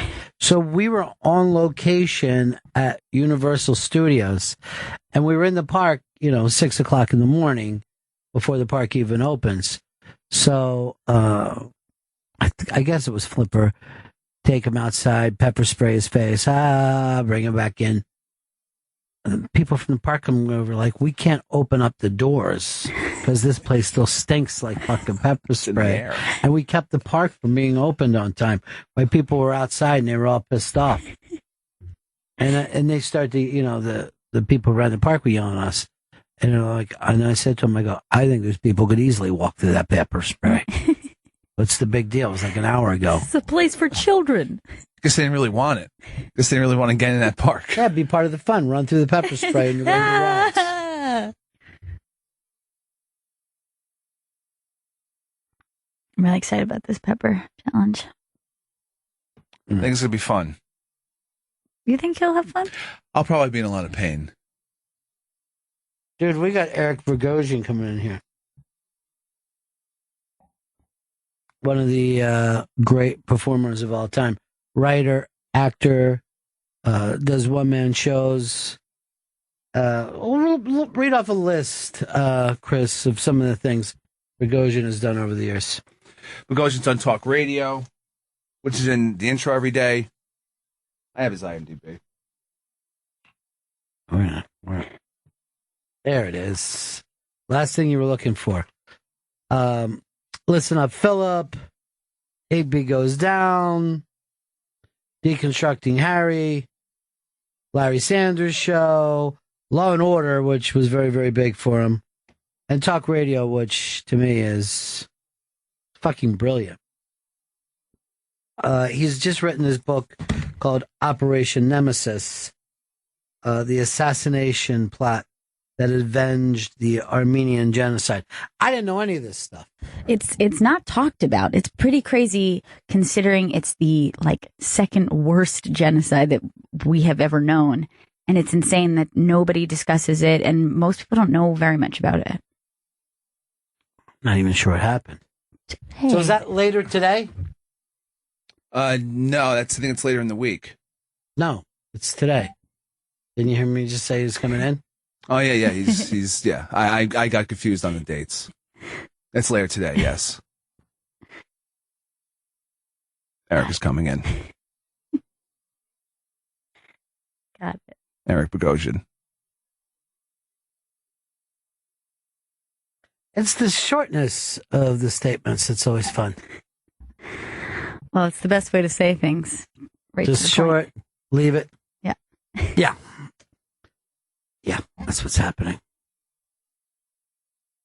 I'm excited about it. Big fan of Eric Bogosian.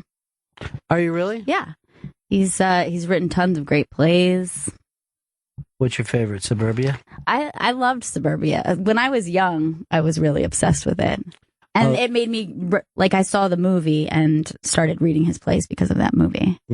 I read a thing that he had done from the idea. It was from the angle of this guy who had taken a kid. And it was so fucking uncomfortable. Like a kid thief. Oh, God. It was a play that you read, or? No, it was just a short story. Oh, okay. And when I read it, I'm like, I'll never sleep again. Terrifying. Yeah. Yeah, he's incredible. Wow. At the very least, he's incredible. But at the most? Independence. That's the greatest compliment you could give someone. Yeah, I really think it is. I really think it is. Operation Nemesis is the name of this. Talk about a nightmare book to read, too. Just out of control nightmare. It's terrifying. And like I said, it's something that I don't think gets discussed. Certainly not in this country, but I think in general, it's a very quiet. Well, I guess only the Armenians know. Yeah. And talk about it. Well, the Armenians have never had a large thing in this country. No. You know what I mean? Although every Armenian, this is weird, that I've ever met, I've always thought of as hip. I know one Armenian, and she's very cool. It's Isn't that interesting. weird? Yeah, she's very cool Armenian. I know Ron Moranian, the Armenian comedian, one of the coolest people I've ever met in my life. Well, that worked out. Yeah, it did work out when you got it rhyming like that. And what's his name? In Arthur, he was an Armenian. And then he said the thing: if you're an Armenian, your name rhymes with Armenian. So I always go looking for that. Operation Nemesis, that's the name of it. The assassination plot that avenged the Armenian genocide. Here is John. John, you're on the Ron Fez show. Hey, Bennington. Bennington show. Hey, Ronnie. Oh, that man, show- I'm sorry. That's the first time I've done that. It is the first time we've done that. First time I've done that is with all the weirdness going on. Yeah. That movie, Talk Radio, I got to see it when I was playing hooky one day. I stayed home sick, and I fell in love with the movie. But the guy that shoots him at the end of the movie, I guess it was the only role he ever had. But when I watched the credits, he's credited best pseudo name ever as an actor. It's Rocket Red Glare. Well, Rocket's Red Glare was a very famous New York scenester. He's also in a couple of other really small movies, including Basquiat. But he was a downtown guy. You can put this up instead of watching. Just a picture of him. When you see him, you're going to recognize him right away. You've seen him in a lot of stuff, but that's what he called himself, Rocket's Red Glare. And I think I would bet that that's where Bogosian knows him from, and, that whole crowd at the time. I'll be damned. I'll have to do a little bit of checking on him. I think he also did the caller, the rapist from Turtle Creek in the movie as well. He was the voice of that guy. That I don't know, but thanks for your call, dude. All right. Peace. Who was he in Basquiat? Just one of the junkies hanging out. One of the guys, I think, that had the apartment that he was looking for, that he was selling, paintings for drugs. That movie has such a great cast. And there's tons of little people all throughout that movie. You mean in Basquiat? Munchkins? No, not that little people. Well, remember the guy who played his dealer, that his painting dealer that he sold the stuff for? Yeah. He was also in Bogosian's film. He was like, "Hey, you're the best thing on the radio today." Yeah. He had done a lot of Oliver Stone stuff. But Rene Ricard is who he played in it. But I saw him walking down the street one day, and he had this long flowing coat, and it was open. It was one of those things where it was just like Miller time, just like about, dusk. And he's walking down the street like that, and he's just carrying a nice bottle of wine for somebody. I'm like, that's about the most New York shit you could ever say. You're the best thing on the radio today. That dude's awesome. And I love that Rene Ricard character. So good. Yeah. I always think about him when we're over at that Chinese restaurant. Yeah. That scene where he's just they turn their back on him, and he's just like, "Hey, what are you guys doing here?" Was just not even invited. It's so heartbreaking. It's just yeah, you're just out in that business. And you can be the person who discovers him. You can be the person who helps the small artist up, and then just completely throw Same him to thing the side. happens with rock managers all the time. Yeah. You find these guys, you get them the label, you get them signed, you go out on the road, they decide you're not doing a good job, you're out. I've seen it happen to a million guys. And they'll do it even with bands. The first thing every record company tried to do is separate the lead guy, songwriter, from his band constantly. Why? Why do you think that it's just a divide and conquer thing? Yeah, it's a divide and conquer. Suddenly you can put better musicians with him instead of the guys in the neighborhood, and those musicians will work for scale, not for a piece of the profit. You won't have to deal with them all. And then you can sell it to them hey, these guys are really taken away from you. We need you in the spotlight. Right, You're everybody's the guy. fucking with them. Yeah, Right. It's all about you, Val. It's all about you. It's you they want out there. That was Michael Wincott, that was the actor who played Rene Ricard. Oh, okay. That's the one that you saw? Michael Wincott? Yeah, that's the fact of it. That's the healthy fact. Good. Got it. We got it. Check it off. It's checked. Then Snope it, please. Make sure it's Snope not. it to make sure. It's not Find out what he played in all the other movies and what he's doing now. He's IMDb'd. Please Snope, though. I don't think Michael Wincott doesn't come up in Snopes. Which I guess is a good thing since there isn't any weird rumors about him.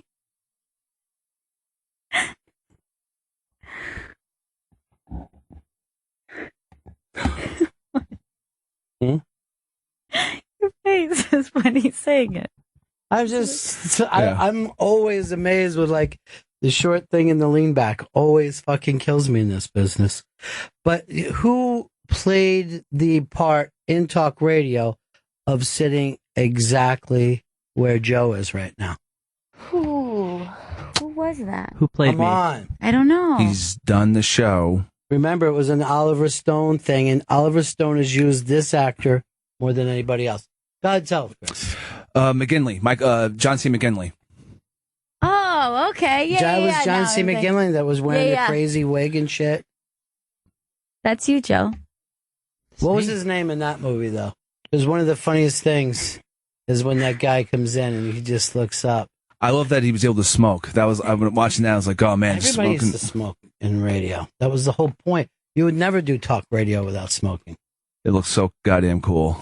You can smoke in here, though, so that's great. Yeah.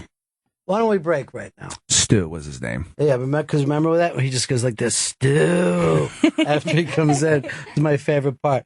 We'll break. We'll right back. It's Bennington. I'm doing all this on about 2 hours and 45 minutes sleep last night. Oh, no. What happened? Just a slight nightmare that I never went back to sleep from. What was it? You never want to tell anybody your dreams or listen to anybody else's dreams, do you? Isn't that Really? the worst thing in the world? Well, maybe that's true, but I do want to tell people my dreams, but I am aware that it is boring. All right, am I crazy about this? Is it women that like to tell dreams and men that don't like to hear about dreams? I think that women are more comfortable sharing them and more patient to listen to others. When someone is telling me their dreams, I'm like, maybe you need a psychiatrist. Right. Because I'm just a normal person and I don't know what it means. I don't know why your dog was driving a school bus.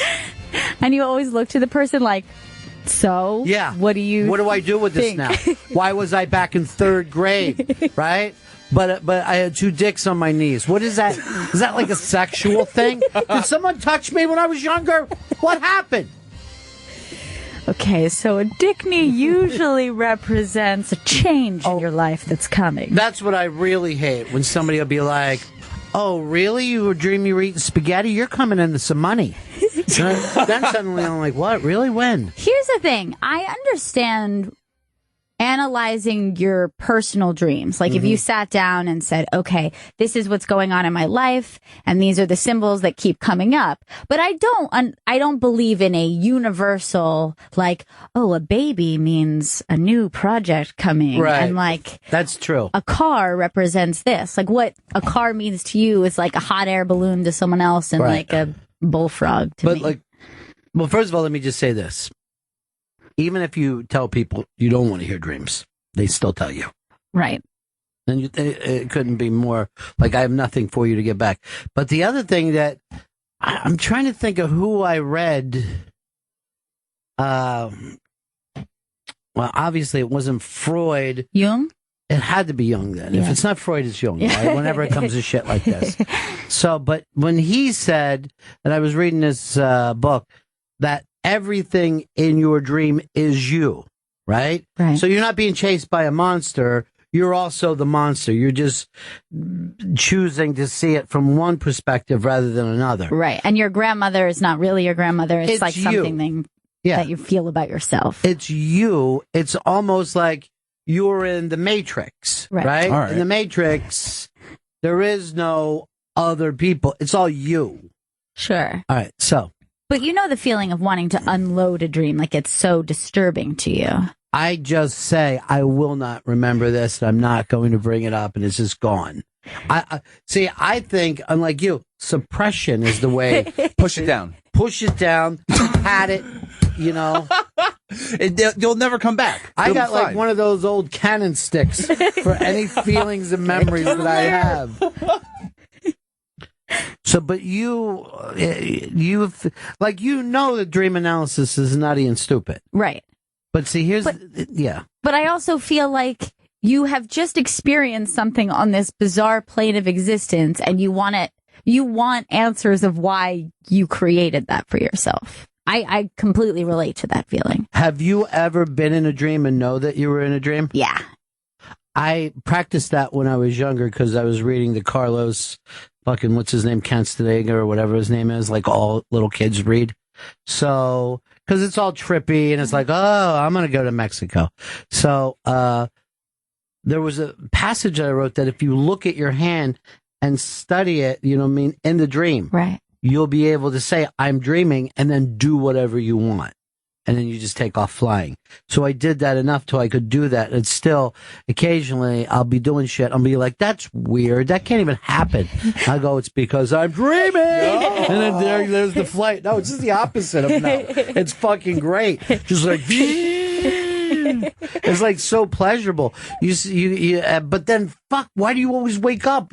You're flying. You want to stay there for hours. I know. It's always when I discover that I'm in a dream, it doesn't take long for me to wake up.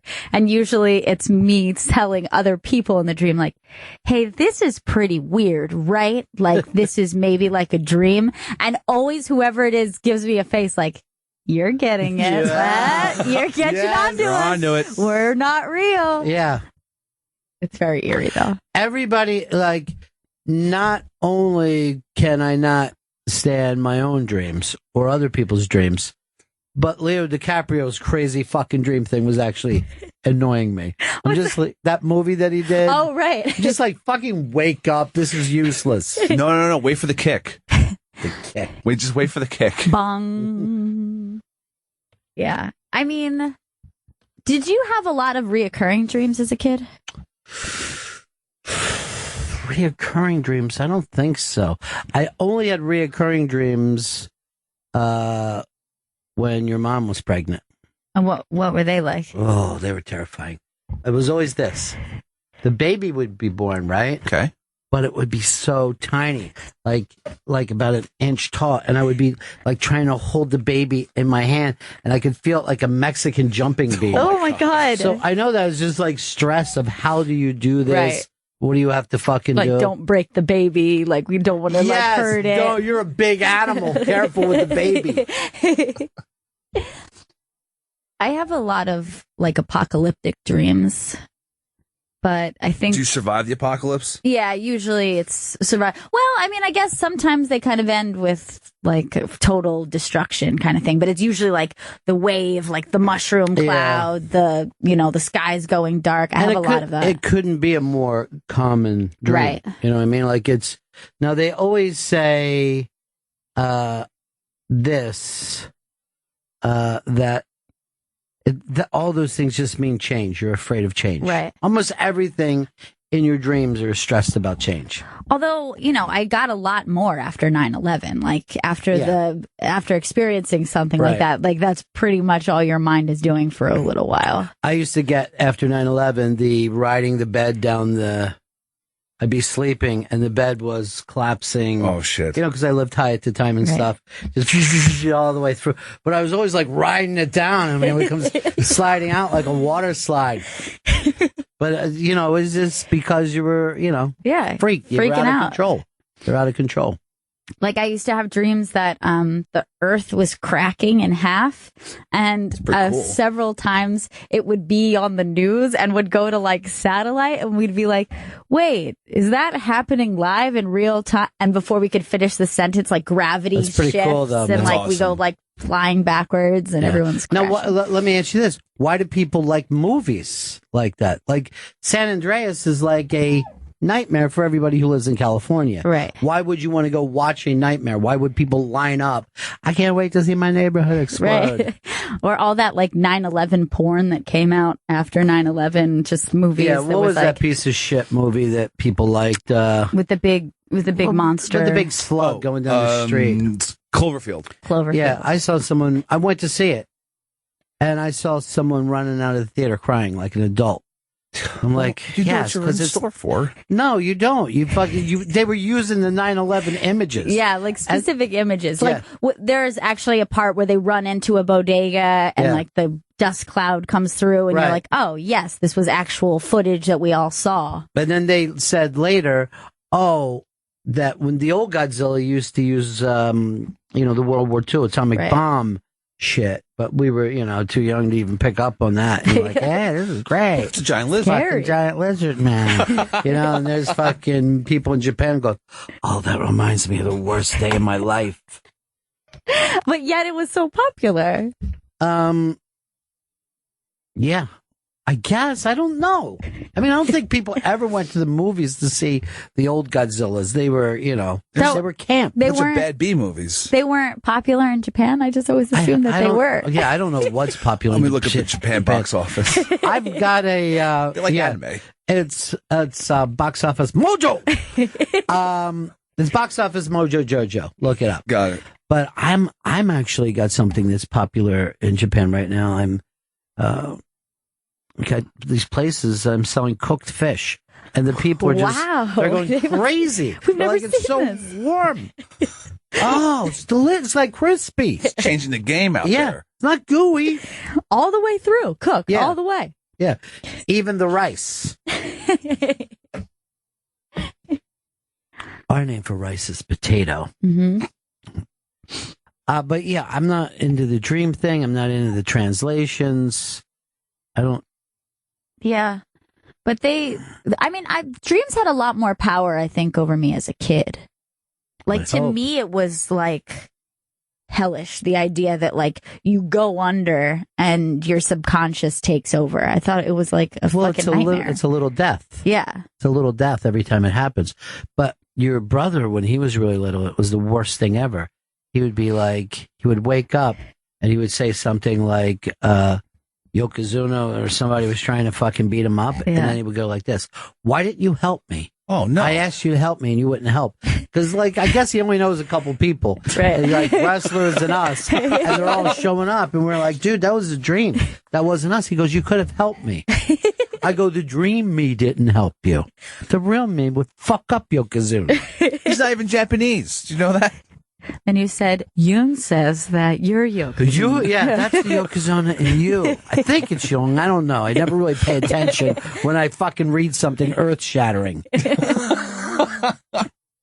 I think that I could be a psychologist in the way that it would be very easy to bullshit people and tell them. Oh, yeah. It's all carny chicks. Yeah, it is. It is easy to go, you weren't loved as a kid enough, you wanted so much love. That's what I thought. That's what I've been thinking. That's it. Let it go. Go ahead. Start crying like this is real. It's not your fault. As a child, I had a recurring nightmare where I would be flying in the air in a flying pink Cadillac with Rocky Dennis, and it fucking freaked me the fuck out. Like I would wake up losing my shit. Here's the thing, though. There is a difference between a dream and an acid trip. You know that, right? And you're not in control of either one, by the way. I was a child. It was not on acid. So it was Rocky Dennis? Yeah, from Mask. And yes, from Mask. There's no other. And the pink Cadillac. Yeah, a flying big pink Cadillac two-door. This doesn't come across as a sexual dream to you at all? No, not at all. Yeah. But what if it's Rocky Dennis? Do I want to... Doesn't it look like a big ball sack, his face? Oh, God. And the Cadillac is a big pink shack. Yes. It's that Yeah. You're finally getting to it. That pink dude. So go ahead, embrace yourself. Okay. Embrace your gayness. All right, so I like gay guys, right? But they have to be messed up in the face. Right. Ouch. You're like a bully with him now. How so? I mean, the guy was... He's born that way. It's fine. Oh, okay. Well, I guess I have to find some more Rocky... I don't even know what disease he had. Was it Elephant Man disease? Why worry about it? Why not just be a person? I have to find a dating site now that caters to this. Elephant Man porn. He really is a bully in his core. Not a bully at all. Yeah, I accept all people. saying you have to find a website that caters to it. Yeah. Well, I don't know if I'm going to find any of these dudes on Tinder or Grindr or whatever. I mean, that's going to be a lot of swiping. It's going to take forever. Ugh. And now as an adult, I just constantly dream that I'm getting imprisoned or I'm dying. That's not a dream. That's what you should happen to you. It's constant, once a week. Which is scarier, going to jail or going to prison? Going to prison. Well, there's a difference between jail and prison. Jail's just like you're in there for a little bit. Prison's like a fucking long bid. That's like on 10 years. He always loves to say bid. It's a fun Now, word. I will say this. I have had murder dreams or dreams I'm trying to cover stuff up. Yeah. And then I wake up and I'm like, thank God that was a dream. But I still better cover some of this shit up. You know what I mean? Like I Right. still feel like parts of it were probably true. What if part of this was true? Like you in another reality.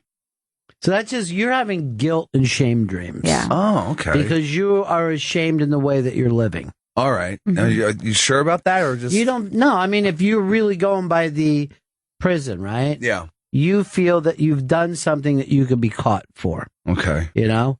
You All feel like you are not being on the up and up. All And right. I don't know whether it's just the pills and the weed and the powders. Could be. Or, you know, what it is that you're doing, you know? I don't think I'm doing anything too bad. Not to be getting arrested for. Why are you dream punishing yourself then? Is that what it is? Is dream punishment? Yeah. I mean, you are running that dream, Stanley. You know what I mean? Yeah. So your subconscious has the choice in to go to whatever direction it can. Now, the fact that you keep repeating it over and over is because you have very little creativity. But the fact that you're not the hero of your dream, you're the fucking dude being led off by the authorities, by society. Have you ever had a creative dream where you woke up and thought, this is a great idea? Yes. Wrote it down and then read it later and was like, yeah. Oh boy. I literally had that happen last week. Had an idea, was like, this is great for the show. This is going to make this really funny bit. And it was like kind of on par with like SNL kind of parody commercial. Right. And wrote the thing down at like 5 a.m., woke back up and went, nope, not good. Like, Was it gibberish or was it just? No, I could read it. thought? Yeah. I could read it, but it was hilarious to me at the time. And my stuff is always the same thing. It's always like everyone's asses is leaking. I'm just thinking it's great. I'm going to use this. This is brilliant. But I've heard of musicians wake up and write out riffs. And, Keith Richards with the Satisfaction riff woke up in the middle of the night. Is that right? Yeah. And he did it at that hotel in Clearwater, the one that Scientology is at now. Wow. I think it's the old Harrison. So there could be some value there once in a while then. Well, it was just a short riff. And then I think he went around saying to people, it was either him or Paul McCartney that said, hey, is this another song? Right. You know what I mean? Because it just came to him. It was either Paul McCartney with Yesterday or him with that. But they're just like, this is probably a song somewhere, right? Right. Like, I couldn't have just created this in a dream. I heard this before. That's wild.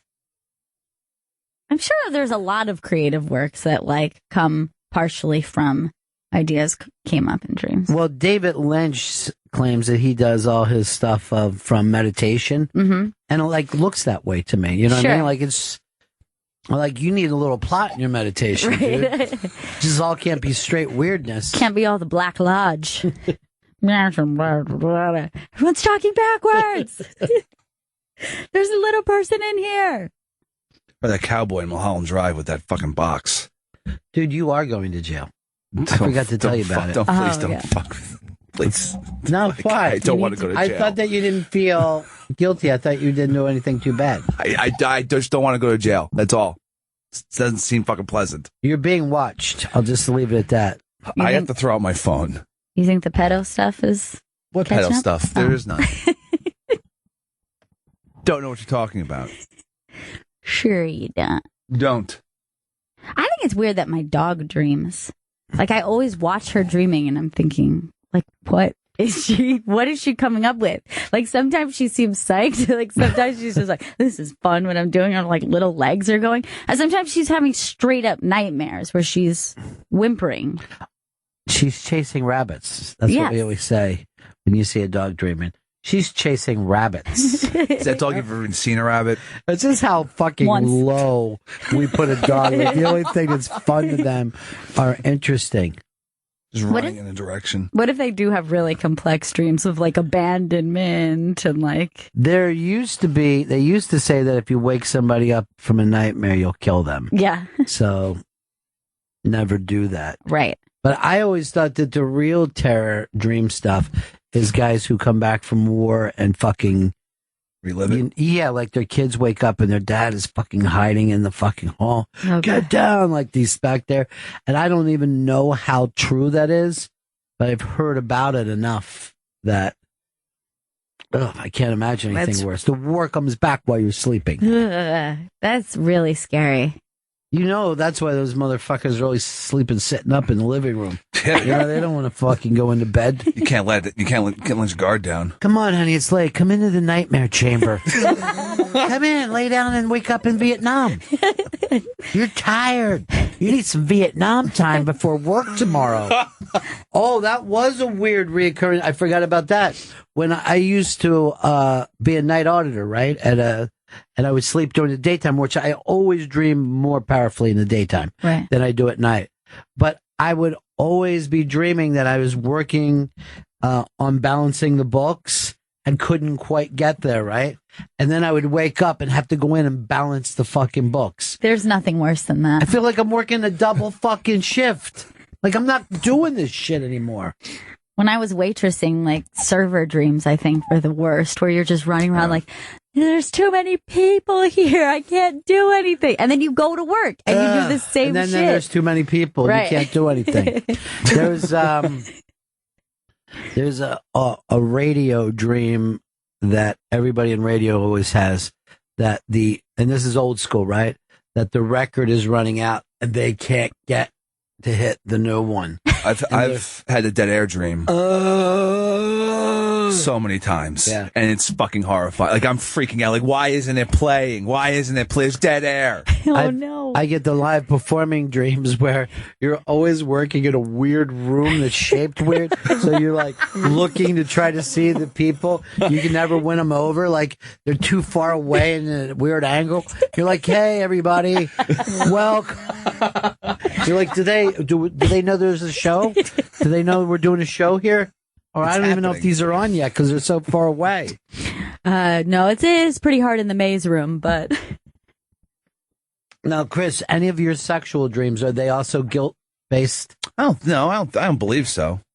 It is weird, though. It's always with like someone I believe I've never seen before. That's the weird thing. It's You've never had a sexual dream about people you actually know? No, it's always... That's very feminine. Let me guess. Yeah. Can't make out the face. No, I can dig out the face.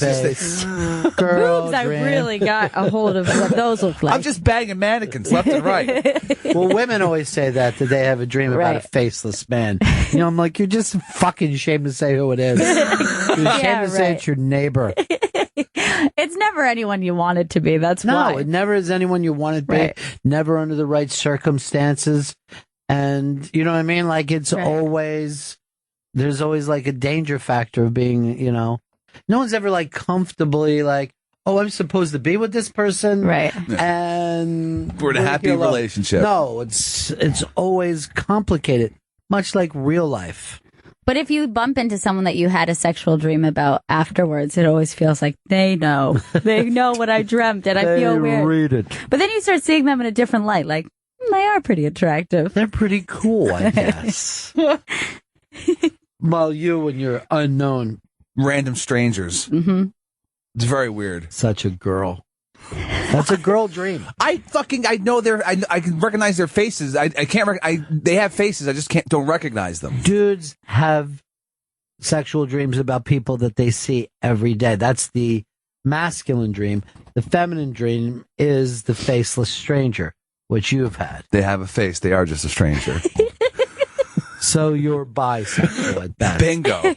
Got it. I got it from bingo. Bingo. Anyway, I can't sit around and listen to Stanley's creep dreams. Real creepy. Hey, they're just dreams, all right? It's not real life. They're fantasies. Yeah, but they're also, I call them movies of the soul. That's my thing for dreams. Beautiful. And I also believe they tell the future and they tell the past. Oh, shit. Yeah. If you dream about prison, you're going to prison. I'm going to go to prison with Rocky Dennis. Yeah, and a faceless stranger pounding you from behind. In a big old pink penis car. How'd that get into prison? Don't they watch for these things? No, This is there's a contra- lot of that in prison. This is contraband. In his pants. All right, let's break again because this made me feel uncomfortable. If I'm going to be totally honest here, Okay. I think there's a lot less trust here than there should be. Mm-hmm. Right now, the only person I really feel safe with is Joey JoJo. Yeah, I trust him. You should feel safe with Joe. JoJo. Yeah, he's the future, and also he's innocent and he's pure. He's uncut, and he has a lot of Joe tats. Mm-hmm. All of his Joe-related tat. All his tats are Joe related. I've never seen that bad boy. Yeah, that's a new one. That's a brand new one he has. It's a good one. We got a break here. We'll be right back. This is the Bennington Show. Welcome back to the Bennington Show. I'm Ron Bennington. There's Gail Bennington. Hello. No relation. Nope. None at all. Chris Stanley. Who's coming into the room right now? Photographer Mindy Tucker. Now, Mindy, you work exclusively on these projects with comedians. Yes. You know, I always find it interesting how rare that is. When you think of the number of rock photographers out there compared to the number of people focusing on comedy. Yes. Yes, that was an accident. I didn't intend to be either. I moved to New York intending to be a gallery artist. Mm-hmm. There's kind of like in stand-up comedy, there's a prescription for how you're supposed to do your art career. You know, you're supposed to put together a body of work, 20 slides, and you're supposed to go around to galleries, get those 20 slides up on a wall, and then that's a show. And the equivalent in stand-up would be having a type 5 ready for late night television. And I came to New York thinking that's what I was going to do. And then I took a turn. You took a turn from just walking into a stand-up club, or? No, it's really the best accident.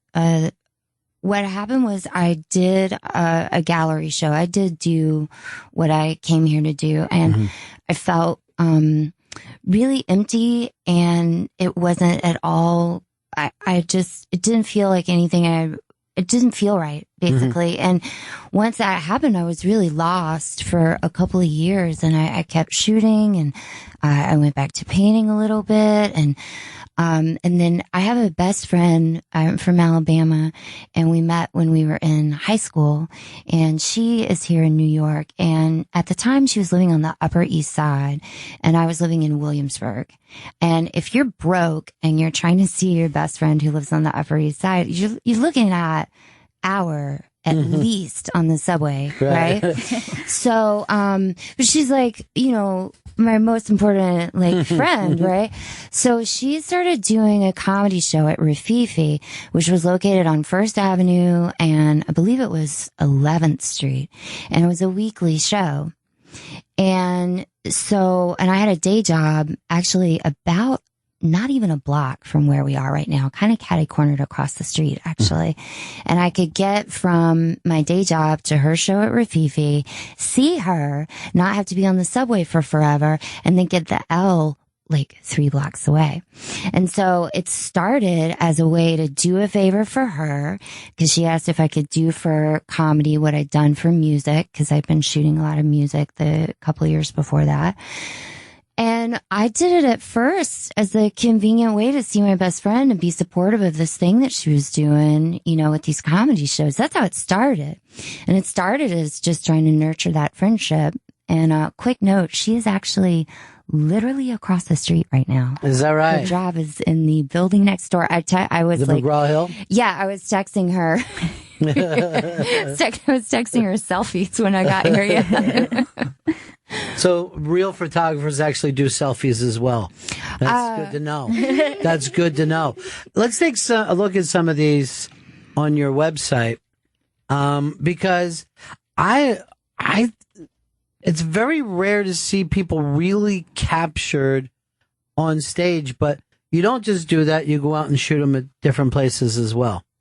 I do. Yeah, I consider the show pictures, I think they're really important because just a recent, for instance, I saw Michelle Wolf in New Jersey over the weekend, and I saw her do a set that was stretched out for about 15 minutes that I've also seen probably, I would say, at least 4 times in the last month.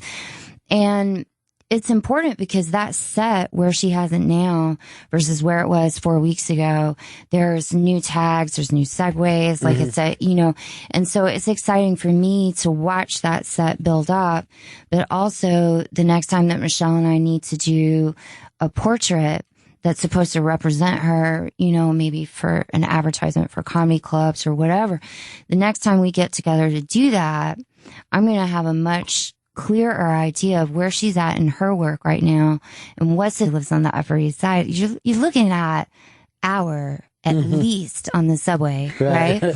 So, but she's like, my most important friend, right?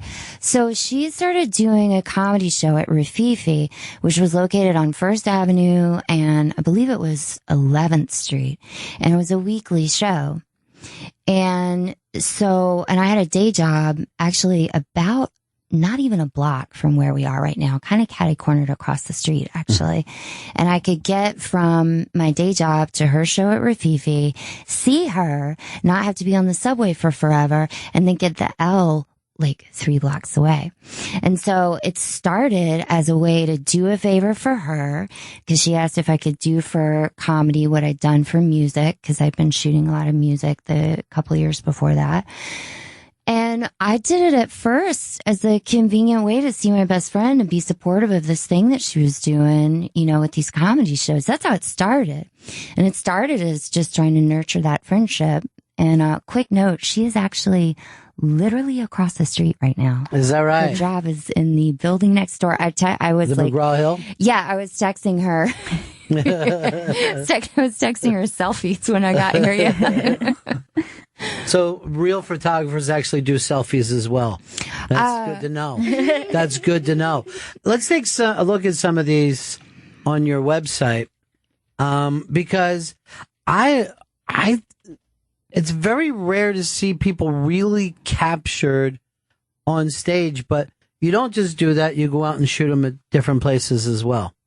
I do. Yeah. I consider the show pictures, I think they're really important because just a recent, for instance, I saw Michelle Wolf in New Jersey over the weekend, and I saw her do a set that was stretched out for about 15 minutes that I've also seen probably, I would say, at least 4 times in the last month.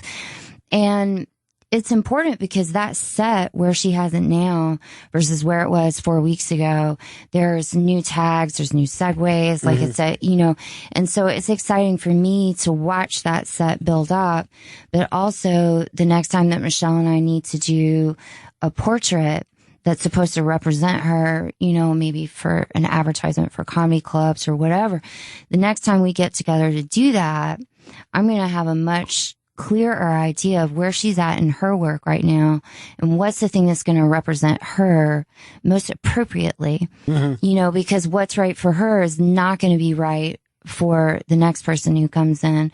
And so, the portraits come from seeing where people are, not on a day-to-day basis, but sometimes kind of close. Yeah. Yeah.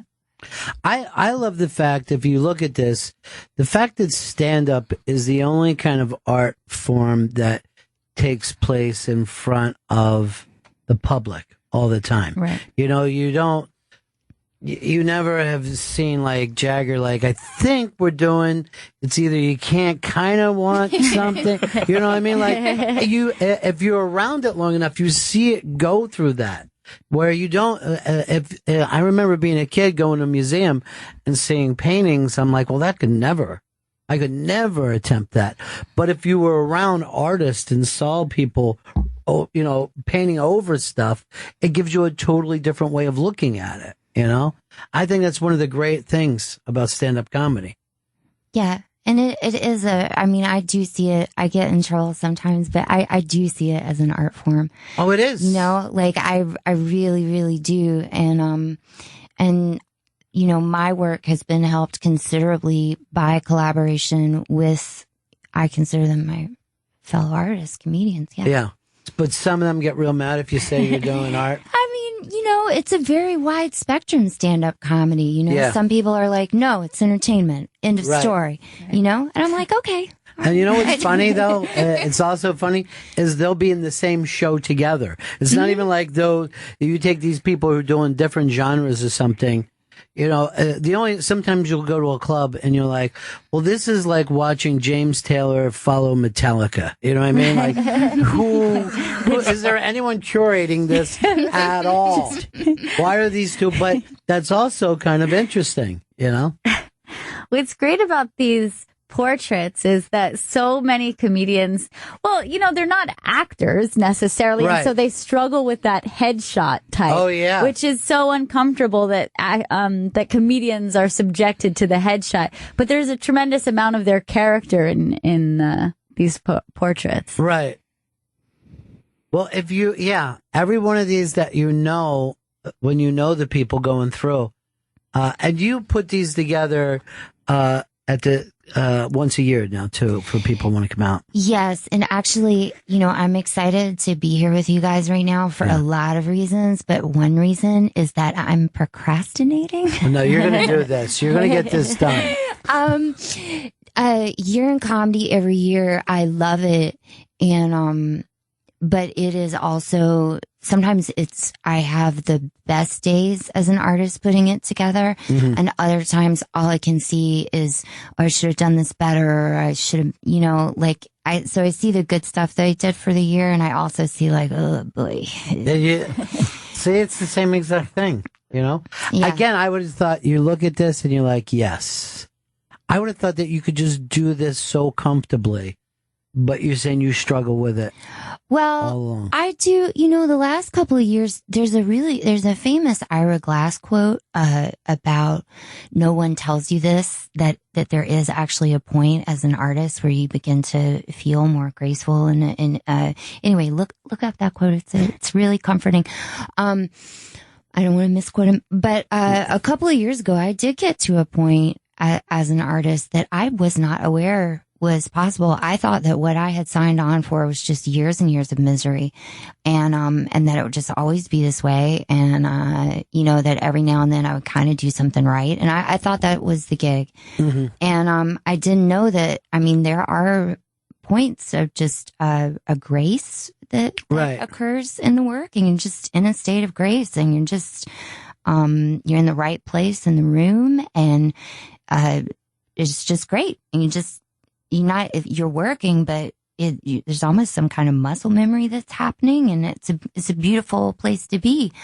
But at the same time, I like for the work to grow and change, and sometimes I'll hit a wall with portraits, and I'll be dissatisfied with lighting for 3 months, and then I'll figure out oh, okay. I'm gonna try, and I'll figure out a way that I want to modify it, and so it's I think all artists cycle through that great moment of proficiency and everything coming together, and then you got to learn something new, and you got to live with yourself during that time, and then you feel good again, and there we go. That's it. Yeah.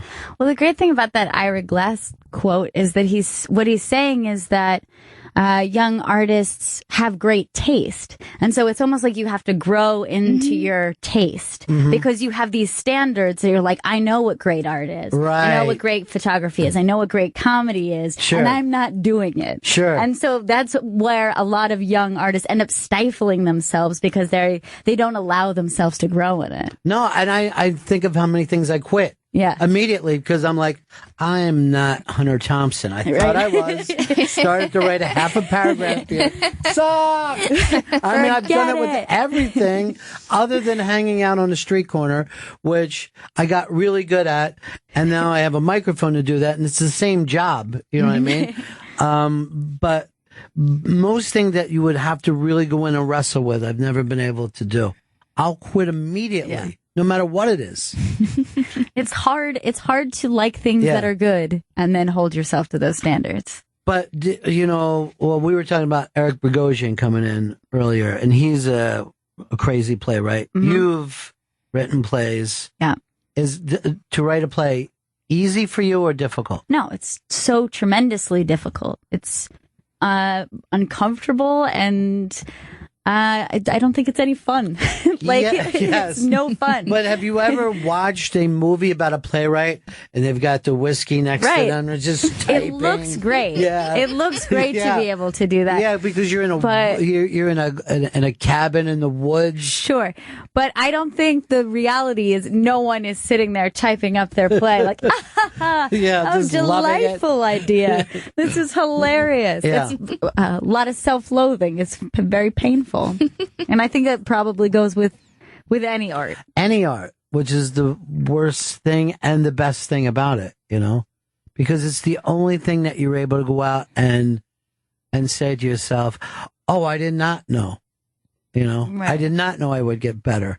You have to keep being bad for so long. Mm-hmm. And also, you always say that there's like this crazy amount of time, certainly with comedy, where you're like, you have to take like a decade of your life to even find who the artist is that you want to be, who is this character, who is this type of humor that I'm going for.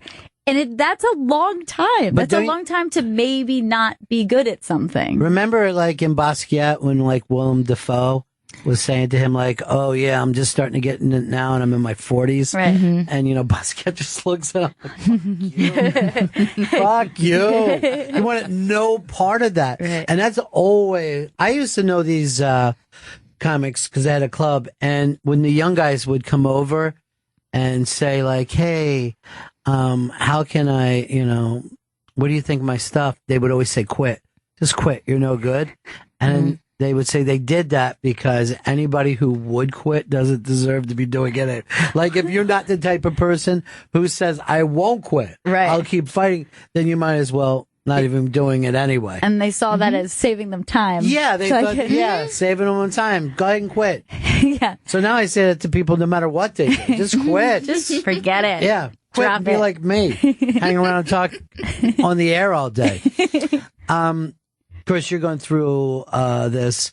And, we were, the entire thing that we're doing here today, Tito's is sponsoring this because we talk about the people who are innovators that aren't on stage. And I think what you're doing, I went through everything on your site, and what you're doing is capturing this time and place in New York City, that don't you wish we had these pictures from Catch a Rising Star and, 1976, those things don't exist like this does. And Thank you. At the Thank core you. of any great scene is always the photographer, because they're like the truth keeper. They're like the witness to all of it. I mean, all of the great rock scenes had somebody there, and it's a cool. I had Bob Gruen in before, and he's done, and he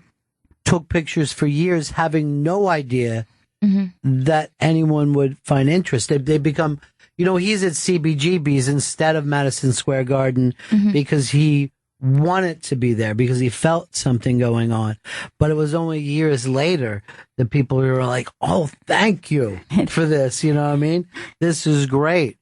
Because at the time, it was just a neighborhood joint, where people were playing.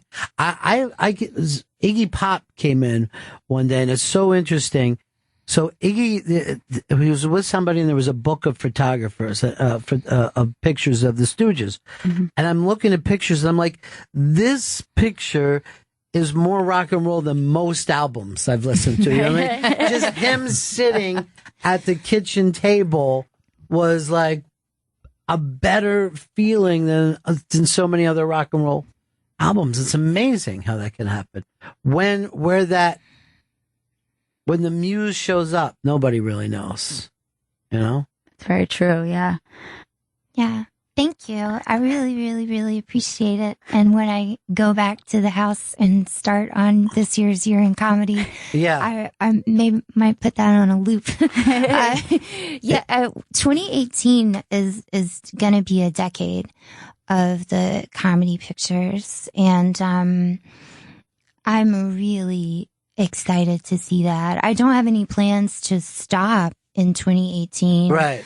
But I really, a couple of years ago is when the changes started to surface. You started to be able to tell the difference in a photo of someone, like, say, I took in 2007 or early 2008 versus now. Like, you can tell the time has passed, and several places have already closed in the time that I've done it, and so the changes are already happening, but I'm kind of living this story as well. But yeah, a decade, it's really close. But you're not focusing on any one comedian or any one club or... My rule is I go where I'm invited. And I would never walk into a comedy show and be like, "What's up, guys? I'm here." Right. It's a very much opt-in thing, because photography, no matter how quiet I keep the shutter and no matter how, I try to stay invisible during a show, it's invasive. I am there.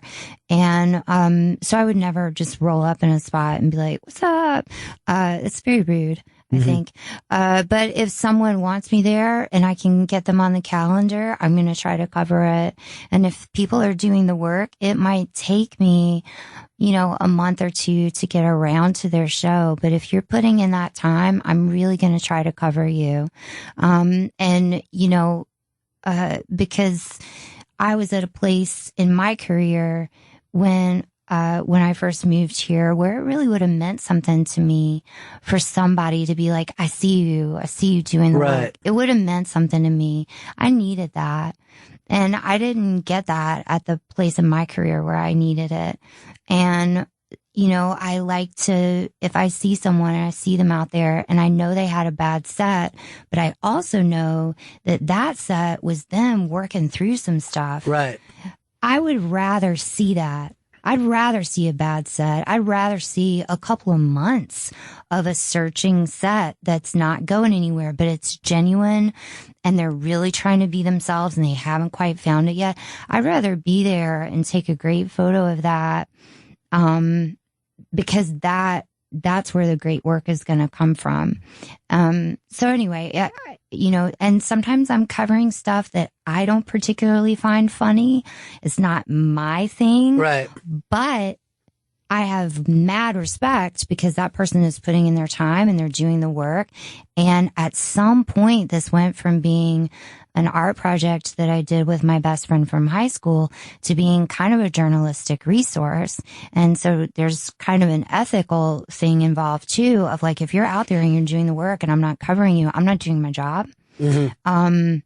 And so I really try to be as fair as possible in coverage as I can be without going bankrupt and also like having major health problems because I don't sleep that much. You don't sleep because you're out at nights and then I edit in the day. Yeah.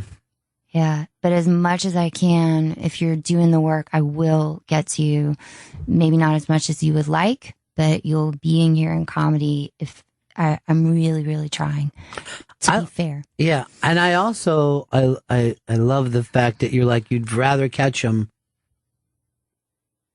having a rough time because of that kind of childbirth angle of that, that long, rough childbirth that boom, something is going to come out of that. Yeah.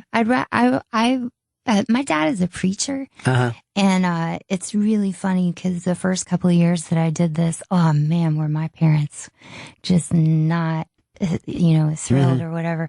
But I'm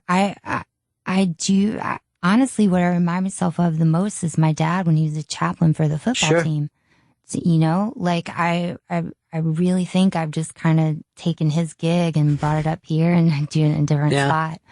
Well, you even have to think about, too, is that, you know, he's a public speaker, and it's the same type of thing. Chris Rock is one of the guys who come out of church, but if you ever listen to, like, Bill Hicks or Sam Kinison, particularly a lot of the Southern guys, they use those mannerisms, you know? Mm-hmm. They use those mannerisms from the church. And Kinison did that as a kid, right? I mean, that Kinison, he did. He even did the tent type preaching, like, you know. It's amazing. You can really feel that in his work, for sure. He has that Carl LeBeau did preaching as a little kid. Carl LeBeau was like 8 or 9 years old and was like one of those kids, like, I found the power, and he went up and like he was getting the people to dance along. And when you watch Carl on stage, you know, you can pick up that thing. He knows how to connect to that exact spirit. All these pictures are up. Where can you see them, Chris? Withreservation.com, and the annual photo show Year in Comedy opens at the end of August at the Creek in the Cave, and you can find Mindy Tucker on Twitter and Instagram at WithReservation. Mindy, how do you stop these all these comics from falling in love with you? That's the big thing.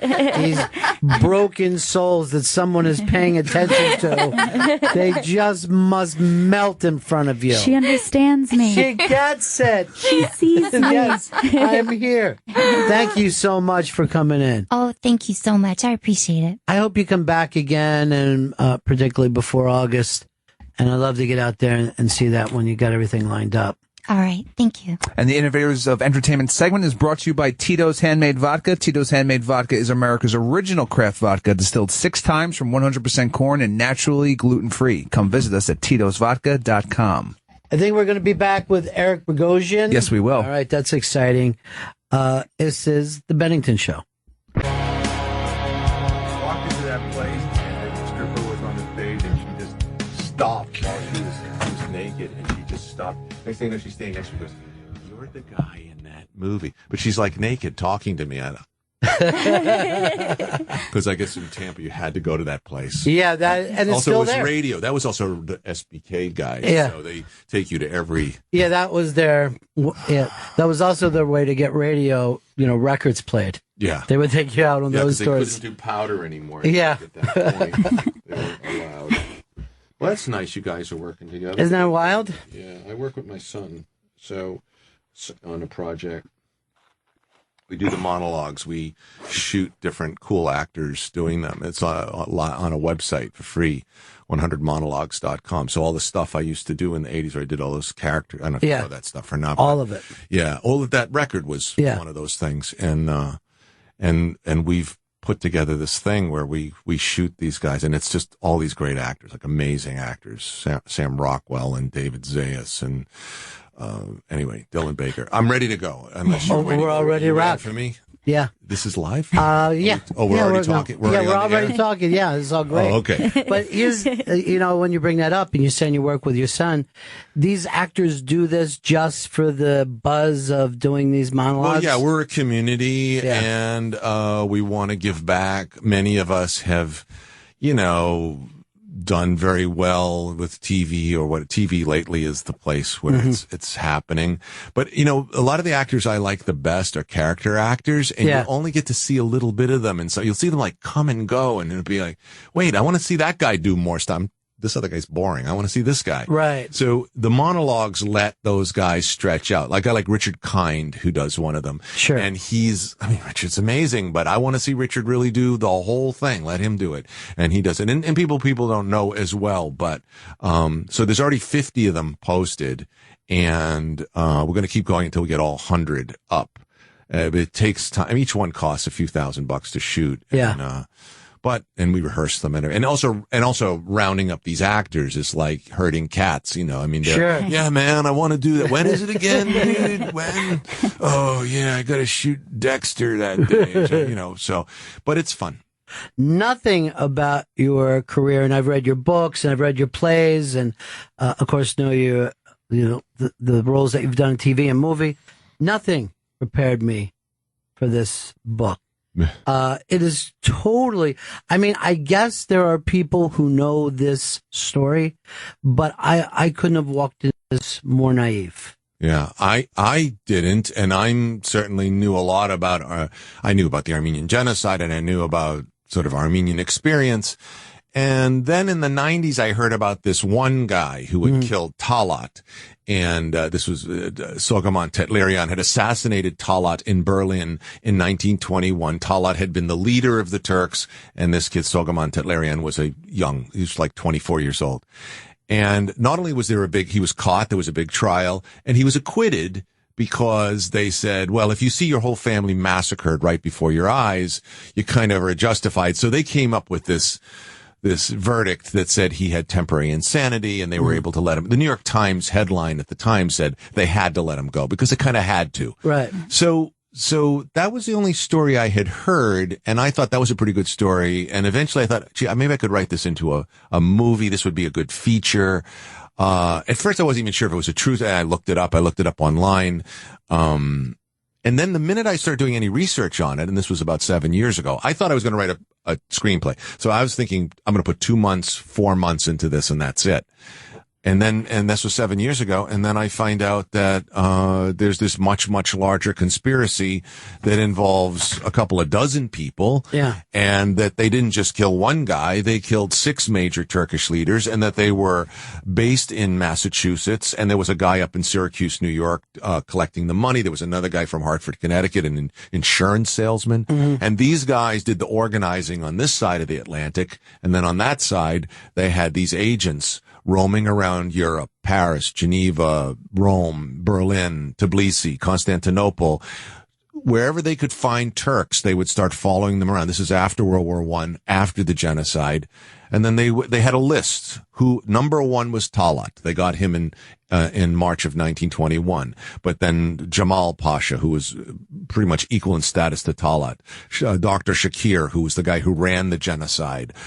Saeed Halim Pasha, who was the Grand Vizier. They knocked out pretty much the whole government that had run the genocide. When I found out that story, it was like, wait a minute, how can I not know this story? If you're going to talk about the Armenian genocide, don't you have to mention that afterwards that this had happened, that these men had done this? Very small group, no resources, no phones to call each other. Much bigger world at the time, you know? I mean, anytime somebody had to cross from one to the other, they had to take a steamship back and forth. So I started looking into it, and I thought, this isn't a movie. This is a book.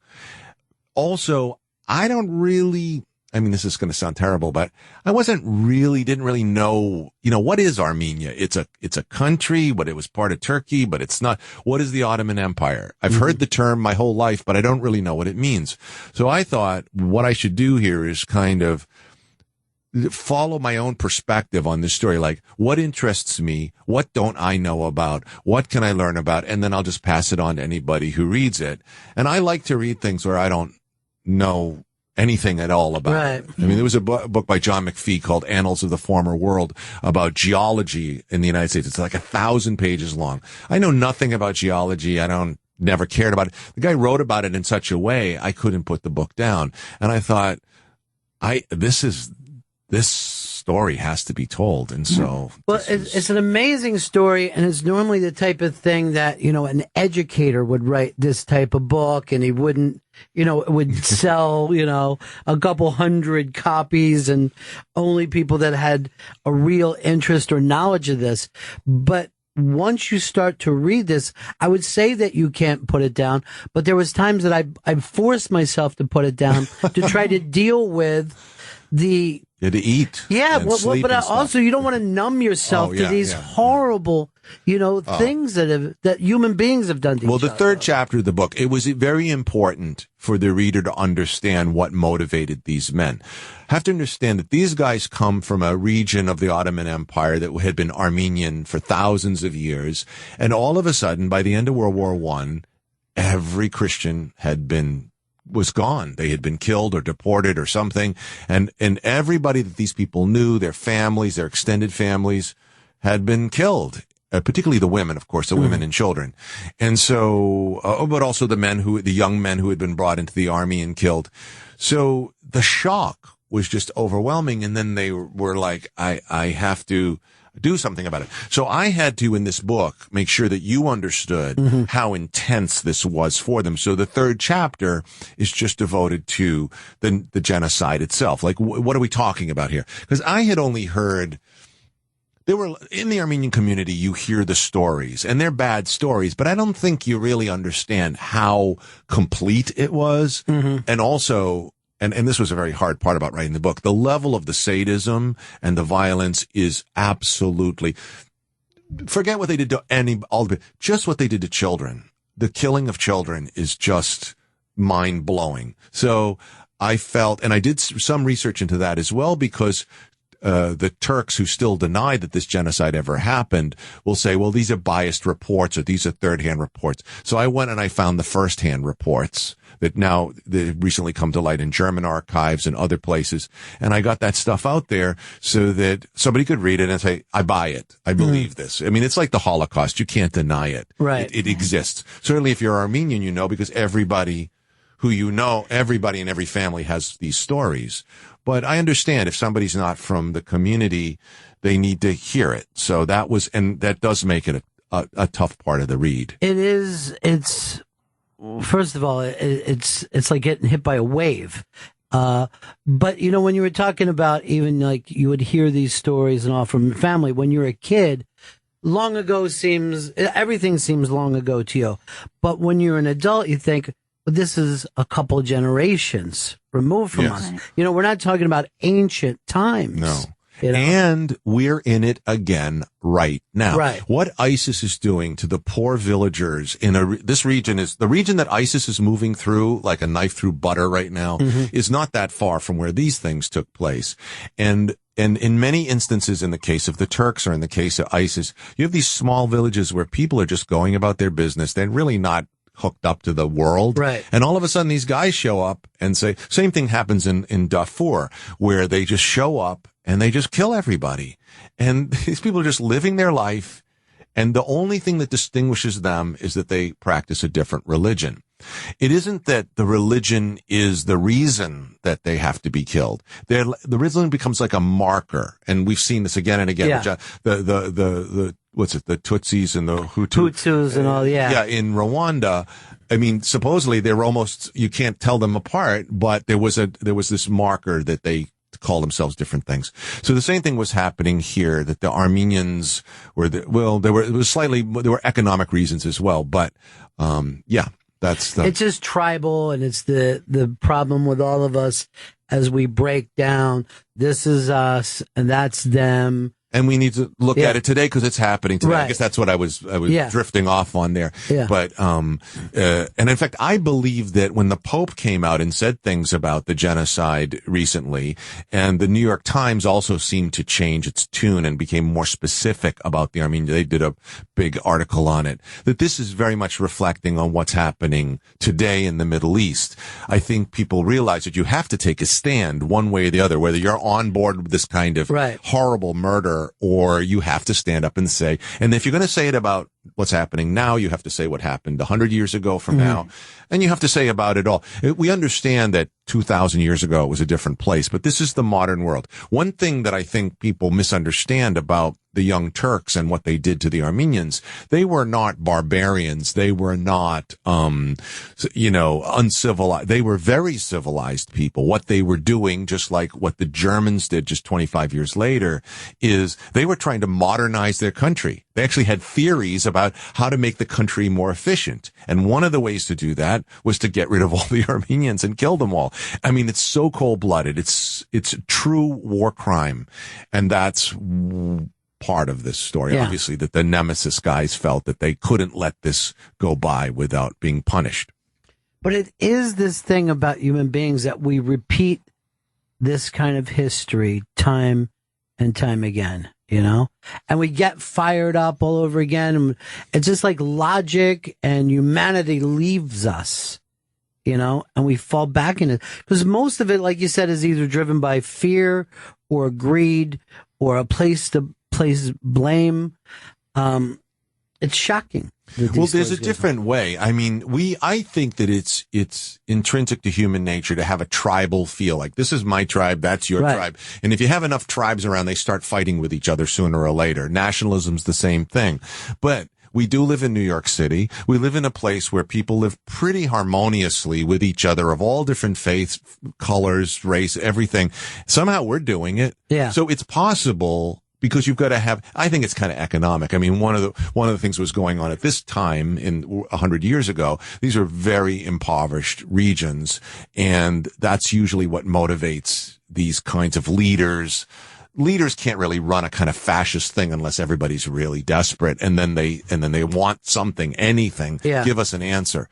For me, my own personal politics are, that economics can solve a lot of this stuff, get people jobs. They were just talking about this today on the radio about just what happens here in New York with the kids in the ghetto and the crime and gangs and stuff. Get them jobs. It isn't like they were born. Right. They didn't wake up. They didn't get born like a little kid. Like, I want to grow up to be a violent gang member. I think they would rather grow up to be a person with a job. But if there's no job, then you got to find action when you're 19 years old. And what do you think is always the motivation for the people at the top of the tribes? The people who, let's say the Turks, that the most educated, the most thoughtful, who knew how to lead people. Well, this fantastic wealth was appropriated during this process. The Young Turks needed to support their new government, and by appropriating Armenian businesses, land, wealth, bank accounts, gold, and exterminating these people, and then saying, okay, this factory makes silk. Now we're going to have some Turkish guy make the silk, and the Armenian guy, we send him out to the desert. There was real hardcore benefits. Just, again, the same thing with the Nazis. You join the party. In this case, it was called the CUP, the Committee for Union and Progress, and you get to be part of this gang that's taking from these hapless people. And so there's definitely concrete benefits. For the guys at the very, very top, at the head of the government, they just want to keep their government going. They want to stay in power, and that's how they do it. For the people at the very, very bottom, like if you're in some incredibly impoverished village and the Turkish army comes running through, kills all the Armenians and leaves, and then there's all these houses around that are empty, then can you blame the local people move into those houses? And that was the same thing in Poland. And, this is just, they're poor people. I mean, I don't want to make excuses for anybody doing anything. But who of us have such deep core moral values that given the opportunity, if we saw a wallet on the street filled with $100 bills, we wouldn't pick it up? And, I blame the leaders. I always blame the leaders. Yeah. Genocide, to me, I mean, if you look at Serbia and what happened there in the 90s, which was part of what spurred me on to even be thinking about any of this stuff, they were war criminals. These are war criminals. Right. These are guys who, or Cambodia or wherever, they get a big benefit by causing all this bloodshed. Yeah, and it's almost wrong to refer them as monsters or evil, because we should kind of humanize them. You know what I mean? We should always look at that and look, these are the type of things that some of these human beings will do for money or for power, not act like, somehow the devil spawned. I absolutely agree. I couldn't agree with you more on that.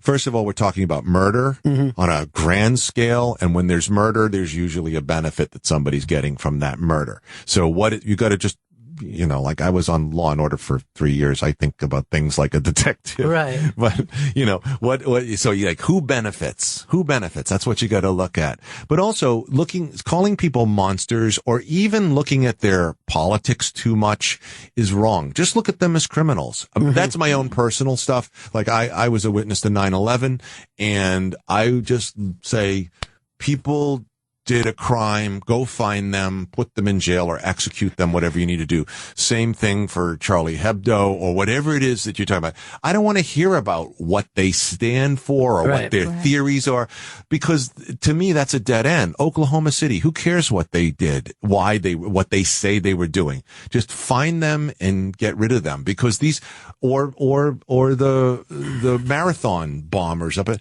these guys we're going to actually listen to their political political theory. Who cares what their political theories are? They're criminals. I think if you approach things that way and you just always pursue, which is, I believe, the way the FBI goes after things as opposed to other government agencies. Say, guy committed a crime. What's the crime? Go get the guy, get the bad guy, arrest him, get him into jail, have a trial, and move on. So that's just me, but that's the way I look at it. And then the only way to keep it from happening again is put people in a position where they can't be swayed by ignorance. Because you'd have to be, I can't imagine the place that you would be in the world before you strap dynamite onto your chest and run into a building. Yeah. You know what I mean? Right. And I've hustled all over the place. And that one was never on the table for any reason. Well, the particular hard thing to fathom something of this scale is it's human beings with the control over other human beings. Yeah. Right. Other human beings who should have a moral code, and yet it happens so many times in history. Yeah. And in the case of, in this specific case, I'm not an expert on genocide in general, but somebody made a decision to do this. They put a plan into action. Right. And that result of that plan was the murder of 1.5 million Armenians. When we look at war, we feel that it kind of, I mean, there are people who are aggressive and other people, but generally war seems to sort of take on a life of its own. Nobody really wants there to be war. Somebody may want some territory, but they don't say, we wish that there'll be 1 million dead at the end of this war. But in the case of this, they know going in that at the end of this, there will be, innumerable, and we're not talking soldiers, we're talking civilians, women, children, elderly people. The children, I mean, the stuff about the children, horrible. But when you look at that part of the world, and it's been going on for so long, and so many thoughtful people have tried to go over and do something at different times, what is the solution? Where are we going to finally get with this? Well, again, I'm not a super expert on all this. We do know that statehood in the Middle East is a synthetic and relatively new phenomenon, certainly different than the way we understand the nation state that exists in Europe, which is the way we think about things.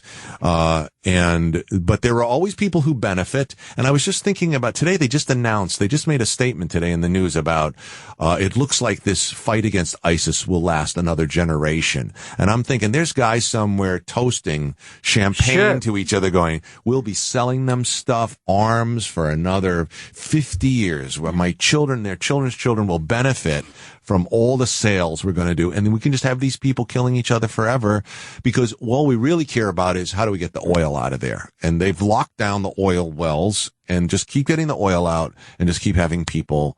I believe that chaos is sown in the Middle East on purpose. To whenever you find a peacekeeper, a peacemaker, leader, the guy takes a bullet within, months no of time making at all, the right? announcement. Yeah. Because they want to keep this thing crazy. And then there are people who benefit. In this case, the Ottoman Empire was on its last legs, and this was a crazy idea that they would Turkify, the what was left of the Ottoman Empire. And in fact, that's what they did. By 1923, Mustafa Kemal takes over the Republic of Turkey, and it's a new Turkey, and it's a Muslim Turkey with no Christians, really. The very, very tiny minority of Christians left behind. But anyway, I'm getting way off topic. So these Nemesis guys, in fact, I mean, in a way, Nemesis, by assassinating all these Turkish leaders who had been running the place, the Ottoman Empire during World War I, made room for this next generation, which was Mustafa Kemal or Ataturk, to take power, because a lot of these guys were his competitors, and he didn't have to worry about them anymore.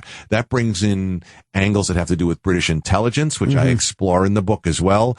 And I'm not a big researcher, but we did go into British archives and we did some research, and it was very intriguing, the participation of British intelligence in this whole plot. Oh yeah, that part is fascinating. And, you start to think about disease where you come up with one medicine which starts another disease after that.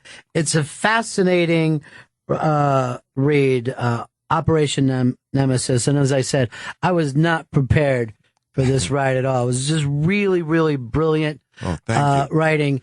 And completely readable. You know what I mean? Like it's a read that you can jump into as if it was fiction sometimes. And I would have to remind myself that it was nonfiction. Great to see you, man. Thank you. Thank you. And I'll see you next time coming through. See you next time. You've been listening to Bennington on Raw Dog Comedy Hits, Sirius XM 99. You can listen to it again by going to Sirius XM On Demand.